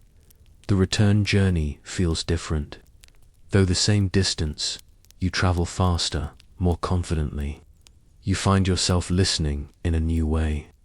Not just hearing sounds, but interpreting them, creating a mental map of your surroundings through your ears rather than eyes alone. When darkness falls before you reach the village, Aldwin seems entirely untroubled. While your vision becomes increasingly useless, his navigation remains sure, guided by the acoustic landscape. This is when sound truly becomes your primary sense, he explains as you walk through growing darkness. Medieval travelers often journeyed at night when necessary, using sound to avoid hazards and stay on path. You notice how he periodically creates noise, clapping, singing, striking wood against wood to read the returning echoes. The information gathered prevents walking in circles or heading toward dangerous terrain. In your world, he says unexpectedly, people have forgotten how to listen. They walk with artificial sounds pumped directly into their ears, blocking the very information that would guide them naturally. You're startled by the reference to modern habits. It breaks the historical immersion you've been experiencing. But before you can question it, he continues, the human ear can distinguish over 1,500 different sound variations, a capability largely abandoned in your visual, dominant modern world. For today's hikers dependent on electronic navigation that can fail, this medieval technique offers a navigation system that works in darkness, fog, or when batteries die. There's something odd about his phrasing, almost as if he's quoting something, but the wisdom is undeniable. As the village lights finally appear through the trees, Aldwin stops for a final lesson. Sound navigation wasn't primitive, he says quietly. It was a sophisticated use of a sense we've allowed to atrophy precisely when we might need it most. Master Wulfik is waiting at his hut, seemingly unsurprised by your late return. Did he learn? He asks Aldwin. He listened. The forester responds cryptically. Time will tell if he heard. That night, lying in bed, you find yourself listening to your home in a new way. The subtle creaks of the wooden structure cooling in the night air. The different tones of family members breathing in sleep. The way sounds from outside filter through thatch differently than through the wooden walls. A world of information you've always had access to but never truly heard. Your modern headphones wait for you in 2025, ready to block out the acoustic environment completely. But now you wonder what vital information they might be silencing. Natural warnings, direction finding, weather prediction, all available through a sense we've allowed to diminish. Not primitive knowledge at all, just a different way of knowing. Morning comes with stiff muscles and lingering tiredness from yesterday's journey. You rise slowly, legs aching from miles of forest paths. Your mind, however, feels strangely alert, cataloguing the sounds of early morning in a way you never noticed before. The gentle pat of your mother's hands kneading bread dough. The specific creak of your father's footsteps on the packed earth floor. The subtle differences in how the wind sounds through the thatch roof versus around the wooden doorframe. Awareness blooms like a new sense, as if Aldwin's teachings awakened something dormant within you. You've been summoned to the village circle tonight. Your father mentions casually over breakfast. The remembering begins at sunset. The remembering, you ask, unfamiliar with the term. Your parents exchange glances. We should have told him sooner, your mother murmurs. Told me what? Your father sets down his wooden spoon. It happens every winter solstice. The village gathers to maintain the memory chains. His explanation tells you nothing, but something in his tone suggests importance beyond ordinary village gatherings. Master Wulfik will explain. He adds, he sent word that you should join him at midday. He says it's time you understood the final system. The final system. The phrase stirs both curiosity and a strange sense of culmination. You've learned about fire preservation, living hedges, smoke chambers, clay vessels, waterproofing, and sound navigation. What remains? Master Wulfik isn't at his hilltop hut when you arrive. Instead, you find a simple note. Meet at the elder oak midday. The elder oak stands at the village center, ancient and massive. Generations have gathered beneath its spreading branches for announcements, celebrations, and judgments. When you arrive, Master Wolfic sits on a bench beneath it, talking quietly with several of the village elders. Mistress Edith of the Hedgewavers is there. So is Goodwife Awood from the smoking barn. Mistress Hildegard, the clay worker, Goodwife Marta of the waterproofing. Even Aldwin, the forester, has emerged from his woodland solitude for this gathering. Ah, the apprentice arrives, Master Wolfic says, gesturing you forward. Sit. Today you learn what binds all other knowledge together. You take a seat on the cold ground, aware of the scrutiny from these keepers of village wisdom. Something solemn hangs in the air, a seriousness you haven't felt in your previous lessons. What do all the systems you've learned have in common? Master Wolfic asks without preamble. You consider carefully. They're all methods of survival. Yes, but deeper what allows them to exist at all. You think about the fire bundles, the living hedges, the smoke preservation, the clay vessels, the waterproofing techniques, the sound navigation, each sophisticated, each refined over generations. Knowledge you venture, specific knowledge passed down over time. Master Wolfic nods, satisfied. And therein lies the most critical system of all. Before books were common, before most could read or write, how was such complex knowledge preserved? How did we ensure that critical information survived generation after generation? The question hangs in the air. You've never really considered it before. Tonight, he continues, you'll witness the most sophisticated medieval information technology, the human memory network, a system for preserving vital knowledge without a single page or screen. Throughout the afternoon, the elders take turns explaining the framework of what you'll witness tonight. Their usual practical demeanor has shifted to something more reverent, more ceremonial. All the systems you've learned, Mistress Edith explains, depend on precise knowledge. Exactly how deep to cut a hedge stem, exactly which wood creates which type of smoke, exactly how much pressure to apply in waterproofing.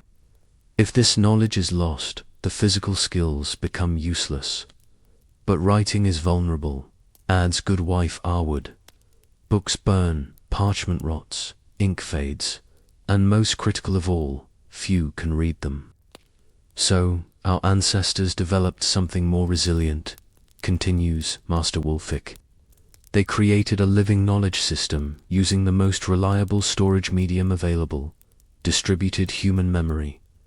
The concept is difficult to grasp at first. Master Wolfic elaborates. Critical survival knowledge wasn't entrusted to a single elder or expert. It was deliberately spread across the community through specialized memory techniques. He gestures to the gathered knowledge keepers. Each of us holds pieces of the whole. Mistress Edith knows which plants to use in each section of hedge and why. I know the precise preparation of fire bundles for different purposes. Goodwife Marta knows the exact proportions for waterproofing different materials. But what if someone dies unexpectedly, you ask? Wouldn't their knowledge die with them? Master Wolfic smiles. That's why we have the knowledge chain. Every critical piece of information is known by at least 3 people from different families, different ages. No single death, or even several, can break the chain completely. And tonight, adds Mistress Hildegard, we renew those chains, strengthen them, pass knowledge to new keepers when needed. As afternoon slides toward evening, villagers begin gathering in the central square. Children run about excitedly, unlike during normal village meetings, where they're typically excluded. In fact, you notice children seem central to the preparation. They arrange benches in a specific pattern, place torches in precise locations. The physical arrangement matters, explains Master Wolfic, seeing your curiosity. The layout itself contains memory cues where people sit, the pattern of torches, all designed to trigger specific memories. Mistress Edith adds, "Your ancestors understood that knowledge isn't just in the mind. It's in the body, in movement, in physical space. By recreating the same conditions each year, we strengthen the memory pathways. As twilight deepens, the gathering takes on a festival atmosphere. Food is shared. A barrel of special ale is tapped, brewed specifically for this occasion, you're told, with herbs that sharpen memory and loosen tongues. When full darkness falls, Master Wulfik stands before the assembled village. Conversations quiet and anticipation fills the air. The remembering begins, he announces, as it has since our grandparents gathered here beneath this same oak. What follows both surprises and mesmerizes you. The first performance comes from an unlikely source. 3 children no more than 8 years old. They step forward and begin a singing game, moving in a circle while clapping a complex rhythm. The song's lyrics initially seem like nonsense until you listen closer and realize they're actually listing every edible plant in the forest in order of spring appearance. First comes nettle, bright and stinging. Pick with gloves when birds are singing. Dandelion next appears. Eat the root to calm your fears. The song continues, covering dozens of plants with specific details about identification, preparation, and medicinal properties, all encoded in a children's rhyming game. The children learn it as play, whispers Master Wulfik. But encoded within is knowledge that could prevent starvation if crops fail. Next comes a group of young women who perform a weaving dance, their movements mimicking the process of creating cloth. As they dance, they sing instructions in precise detail. Which plants yield fiber, when to harvest them, how to process each type, which weave suit, which purposes. The dance and song together form a complete technical manual memorized through movement and melody. An elderly couple performs a call and response chant about weather prediction, cloud patterns, bird behaviors, wind changes that foretell specific weather events. The rhythmic nature makes any error immediately obvious, ensuring accurate transmission. Swallows high, clear sky remains. Swallows low, prepare for rains. Oak leaves south, the drought will come. Oak leaves north, get building done. The pattern continues for hours. Different groups perform different knowledge pieces, hunting techniques, childcare wisdom, construction methods, disease treatments. Some are solemn recitations, others lively performances. Some involve the entire village, others just specific family lines. Notice how certain knowledge belongs to certain families. Master Wulfik points out, the smithing knowledge passes through the blacksmith's line, the midwife's wisdom through maternal lines. Other knowledge, like edible plants, weather signs, belongs to everyone. You begin to understand the sophistication of the system. It isn't random oral tradition, but a carefully designed information technology using rhythm, rhyme, melody, movement, and social structure to preserve and transmit critical knowledge. The system has built-in error correction, explains Mistress Hildegard, during a brief pause between performances. If someone makes a mistake in the recitation, the rhythm or rhyme immediately sounds wrong. Others can correct it before the error becomes permanent. Midway through the evening comes something you recognize, a song about fire preservation. The lyrics detail every step of creating fire bundles, maintaining embers, transferring flame. You realize it's exactly what Master Wulfik taught you, but encoded in a form that makes it nearly impossible to forget. Tomorrow, you'd remember perhaps half of what I taught you about firekeeping. Master Wulfik says, But if I taught you that song instead, you'd remember nearly all of it, even years later. As the night progresses, you notice how certain physical objects are incorporated into the performances. A particular carved stick passes from hand to hand during the farming knowledge recitations. A special colored stone circulates during the hunting songs. Memory anchors, explains Goodwife Alwood. The object itself triggers the associated knowledge. Some hunters can recall entire migration patterns just by handling their specific memory stone. Most fascinating is how the entire village landscape itself serves as a memory palace. During one recitation about boundaries and land rights, the performers point to specific trees, rocks, and streams, some visible from the gathering, others only in shared mental imagery. The location of certain markers triggers specific memories. Master Wolfick explains, the ancient oak reminds us of the founding story. The bent willow by the stream marks the boundary with the next village. The landscape literally contains our knowledge. Children participate throughout the night, sometimes leading, sometimes following, but always included. Now you understand why they are being systematically incorporated into the knowledge network through games that embed critical information. A simple counting rhyme might actually teach which mushrooms are safe to eat. Mistress Edith tells you a jumping game preserves the proper sequence for a complex task like tanning leather or preserving grain. Near midnight comes what Master Wolfick calls the redundancy check. Different groups recite overlapping knowledge in different forms. The same crucial survival information about treating winter fever appears in a somber chant from the elders, a lively song from young adults, and a clapping game from children. The most vital knowledge is stored in multiple forms, he explains.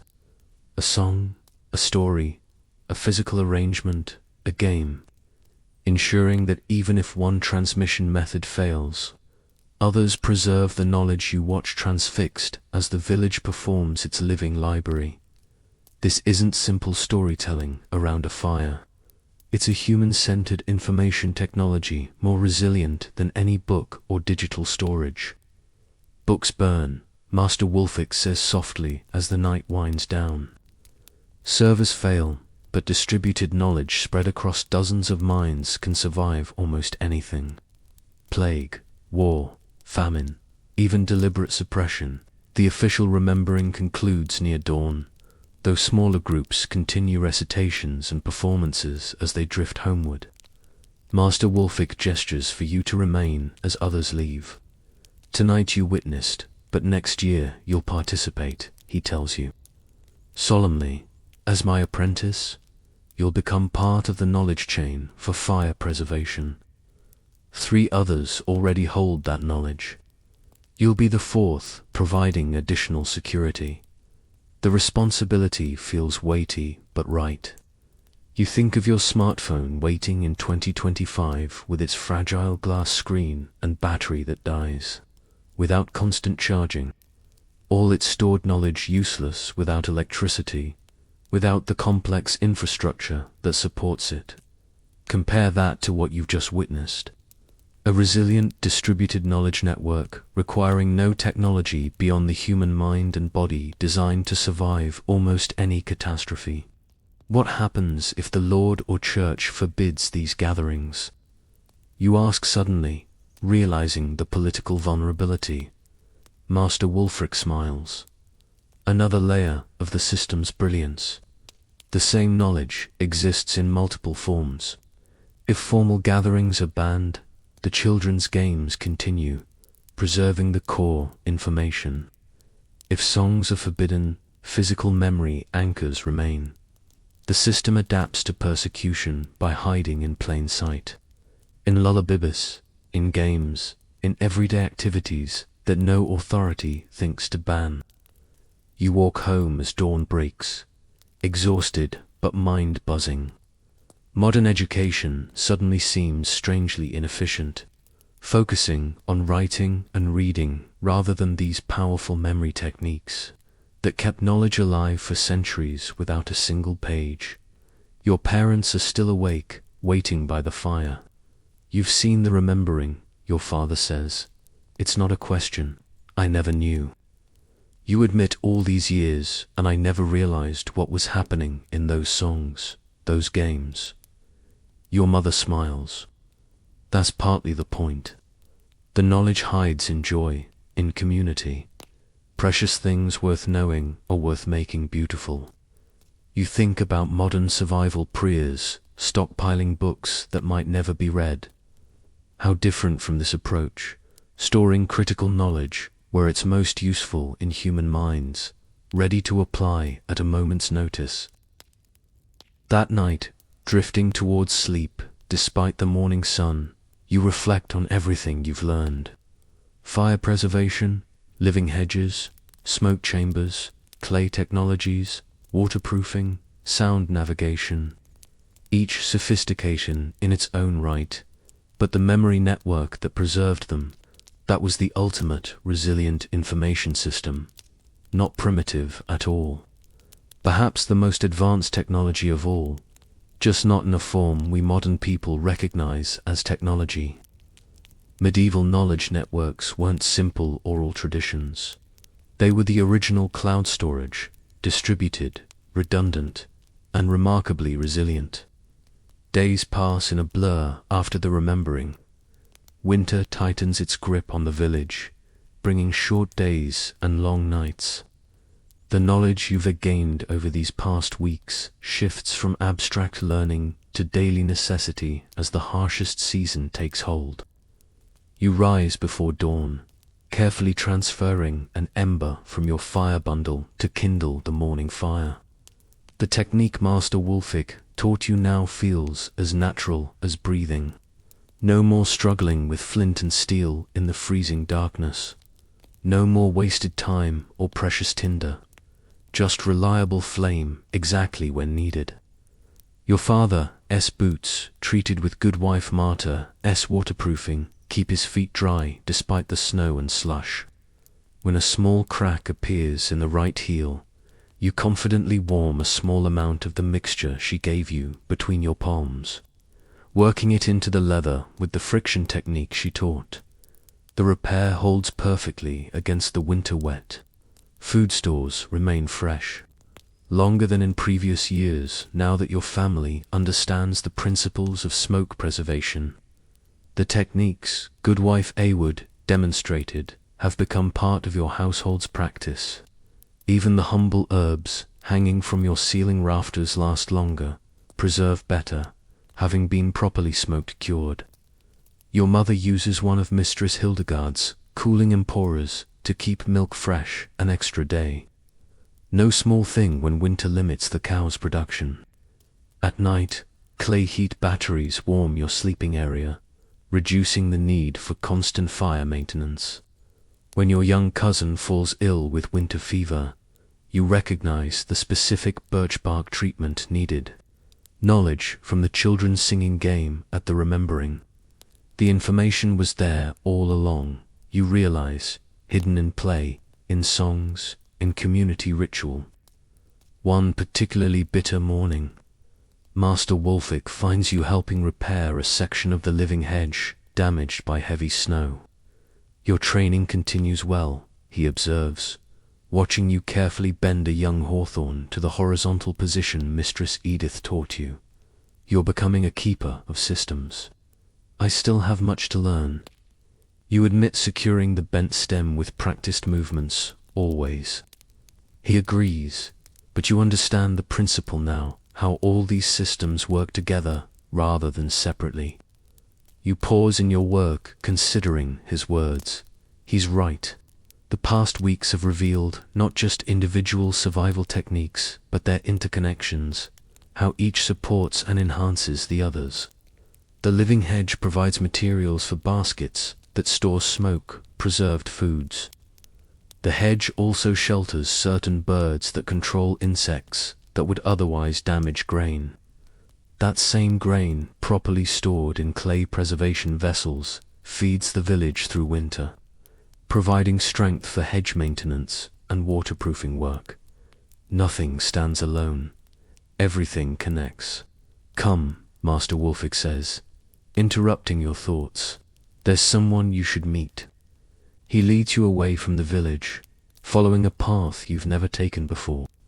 The frozen landscape glitters under weak winter sunlight as you climb a gentle slope toward what appears to be a small, well-maintained hut set apart from other dwellings. Who lives here? You weigh the memory keeper. Master Wulfric answers with unexpected reverence. Our eldest, our wisest. She rarely joins village gatherings anymore. Her strength is preserved for more important work. You approach the solitary dwelling with growing curiosity. Smoke rises from its chimney, and the path to its door is freshly cleared of snow despite its isolated location. Master Wulfic knocks gently. The door opens to reveal a woman so ancient her face resembles weathered parchment etched with countless lines of experience. Despite her apparent age, her eyes remain sharp, taking your measure with a single glance. "This is the new apprentice?" she asks, voice surprisingly strong. "He is," Master Wulfic confirms. "He's learned the 7 systems." She nods once, then steps aside. "Come in then. The cold does my old bones no favors." The interior of her hut strikes you immediately as different from other village dwellings.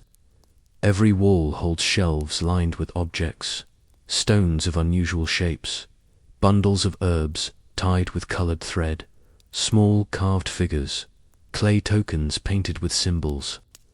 A large loom dominates one corner, weaving patterns more complex than any you've seen before.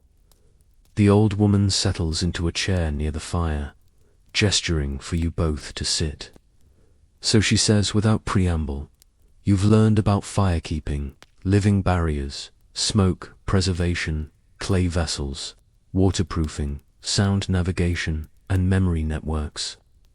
"Yes, mistress," you answer, surprised at her directness. "But do you understand what truly made them work?" she asks, studying your face. You hesitate, uncertain what answer she seeks. "Integration," she says before you can respond. These weren't separate skills. They were one seamless approach to life. Nothing wasted, everything with multiple purposes. Systems working together rather than in isolation. She reaches for a wooden cup, sipping what smells like herbal tea. Before continuing, "Today you have, what do they call them?" She glances at Master Wulfic. "Specialists," he supplies.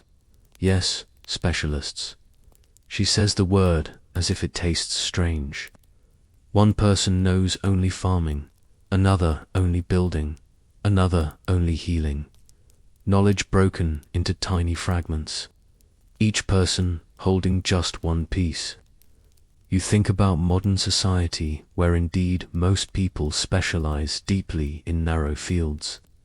How different from what you've witnessed here, where knowledge boundaries blur and overlap. Our ancestors couldn't afford such luxury, she continues.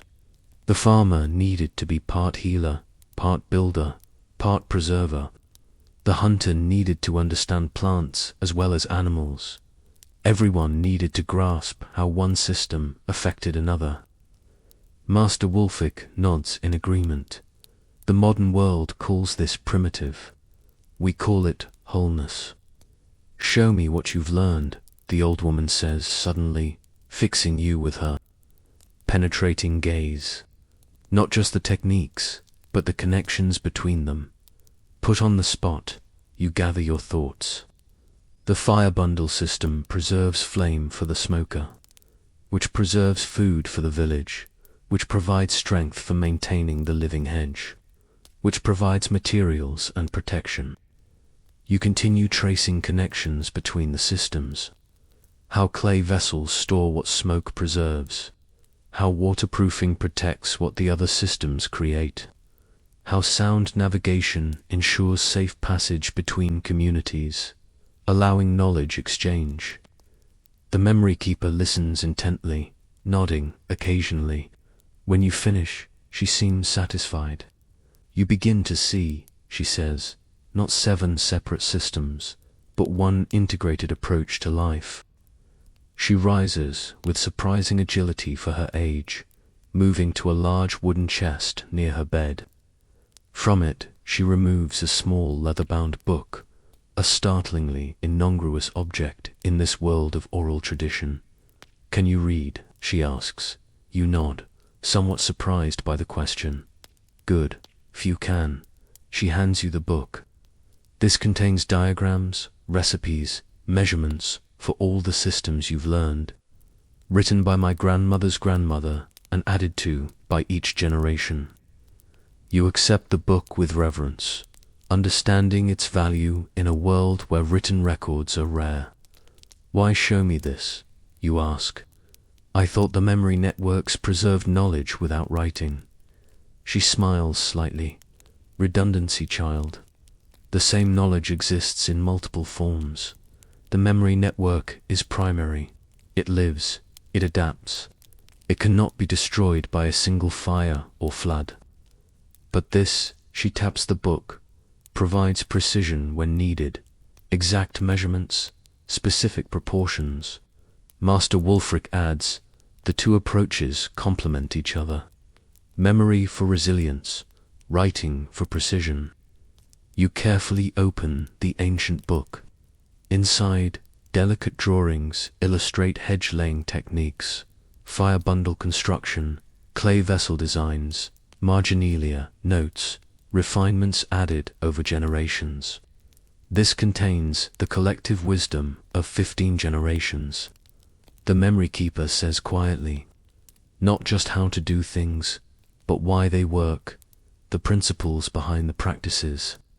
You realize you're holding something beyond value, a medieval technical manual preserving knowledge that modern society has largely forgotten. "You may study it here under my guidance," she continues, "not to memorize by rote, but to understand the thinking of those who developed these systems. The rest of the day passes in quiet study." The memory keeper explains diagrams, answers questions, connects techniques to principles. Master Wulfric occasionally adds insights from his own experience. The winter sun traces its short arc and begins to set while you absorb knowledge both ancient and startlingly relevant.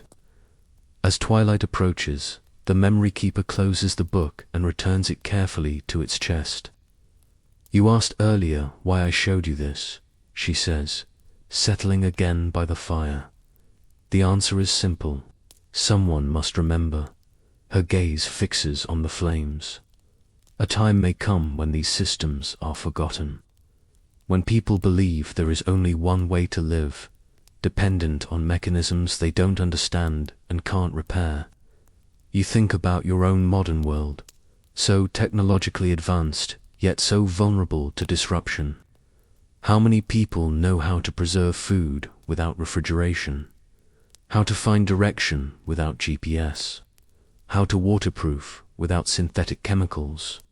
Our ancestors weren't just surviving despite their limitations," the memory keeper says, echoing your thoughts. "In many ways, they were thriving because of them." Her words strike you deeply. The constraints of medieval life forced innovation within natural boundaries, working with materials at hand, developing systems that could be maintained locally, creating technologies that lasted generations rather than years. The most powerful medieval survival technique wasn't any specific skill, Master Wulfric adds. It was their integrated approach to life. As darkness falls completely, you make preparations to leave. The memory keeper rises once more, this time retrieving a small object from among her collected treasures, a polished stone pendant on a simple leather cord. "For the new keeper," she says, placing it in your hand, "a memory anchor. When you touch it, remember what you've learned. Not just the methods, but the mindset." You slip the cord over your head, feeling the smooth stone warm against your skin. Something about its weight feels significant, as if you're accepting a tradition extending back through countless generations. Walking home through the winter night, Master Wolfik is unusually talkative. Each generation thinks itself the pinnacle of progress, he muses. Each believes previous generations were primitive, simple-minded. It's a conceit as old as humanity itself. The stars overhead seem especially bright against the black winter sky. The same stars your ancestors navigated by, told stories about, used to time their planting and harvesting. The greatest survival lesson, Master Wolfik continues, is humility. The willingness to learn from those we've been taught to. View as primitive. At home, your family has already retired for the night. You kindle a small flame from your fire bundle, lighting a rush dip to navigate the dark interior. The humble light casts moving shadows across the familiar space. A space that somehow looks different now that you understand the systems that maintain it. Your sleeping area waits. A clay heat battery already warming the blankets. Your mother's thoughtfulness. As you settle in, the pendant rests against your chest, a physical reminder of your journey through medieval knowledge. Sleep comes gently, carrying you through the boundary between your medieval experience and modern reality. The pendant seems to fade away, but the knowledge that remains. Back in your comfortable modern bed, you find yourself thinking differently about the systems that support your daily life. The electric light you switch off without thought. The central heating that maintains perfect temperature without effort. The refrigerator humming in the kitchen. The smartphone charging on your nightstand. Convenience certainly, but also dependence, vulnerability. If those systems failed, how many people know the alternatives? How many could create fire without matches or lighters? How many could preserve food without refrigeration? How many could navigate without GPS or even paper maps? The medieval villagers you've come to know would view our modern world with awe. Certainly, but perhaps also with concern at how completely we've outsourced basic survival skills to systems we neither understand nor can repair. Their village wasn't just surviving despite limitations. In many ways, it was thriving because of them. Constraints forced innovation, cooperation, and a deep understanding of natural processes that many of us have lost. The most sophisticated aspect of medieval survival wasn't any particular technique. Impressive as each one was, it was the integrated approach to life where nothing was wasted, where everything had multiple purposes, where systems worked in harmony rather than isolation. This wasn't primitive thinking. It was systems thinking at its most sophisticated. So perhaps the question isn't whether these medieval techniques still work. They do. The question is whether we re-humble enough to learn from those we've been taught to view as primitive. Because in a world of increasing uncertainty, climate change, energy concerns, supply chain fragility, the most dangerous thing might be our modern arrogance. The belief that we've outgrown the wisdom of those who thrived without any of the systems we now depend on. As you drift towards sleep in your comfortable modern bed, the boundary between past and present blurs. The knowledge you've gained feels like a bridge between worlds. Ancient wisdom with startling relevance for contemporary challenges. The fire bundle's elegant simplicity. The living hedge's multifunctional design. The smoke preservation's chemistry. The clay vessels, thermal engineering. The waterproofings, material science. The sound navigation, sensory awareness. The memory network's information technology. None were primitive. All were sophisticated adaptations to their time and place. All worked with natural materials and processes rather than against them. All could be created, maintained, and passed down without complex global supply chains or rare materials. Medieval people weren't just surviving despite their limitations. In many ways, They were thriving because of them. And that might be the most important survival lesson of all.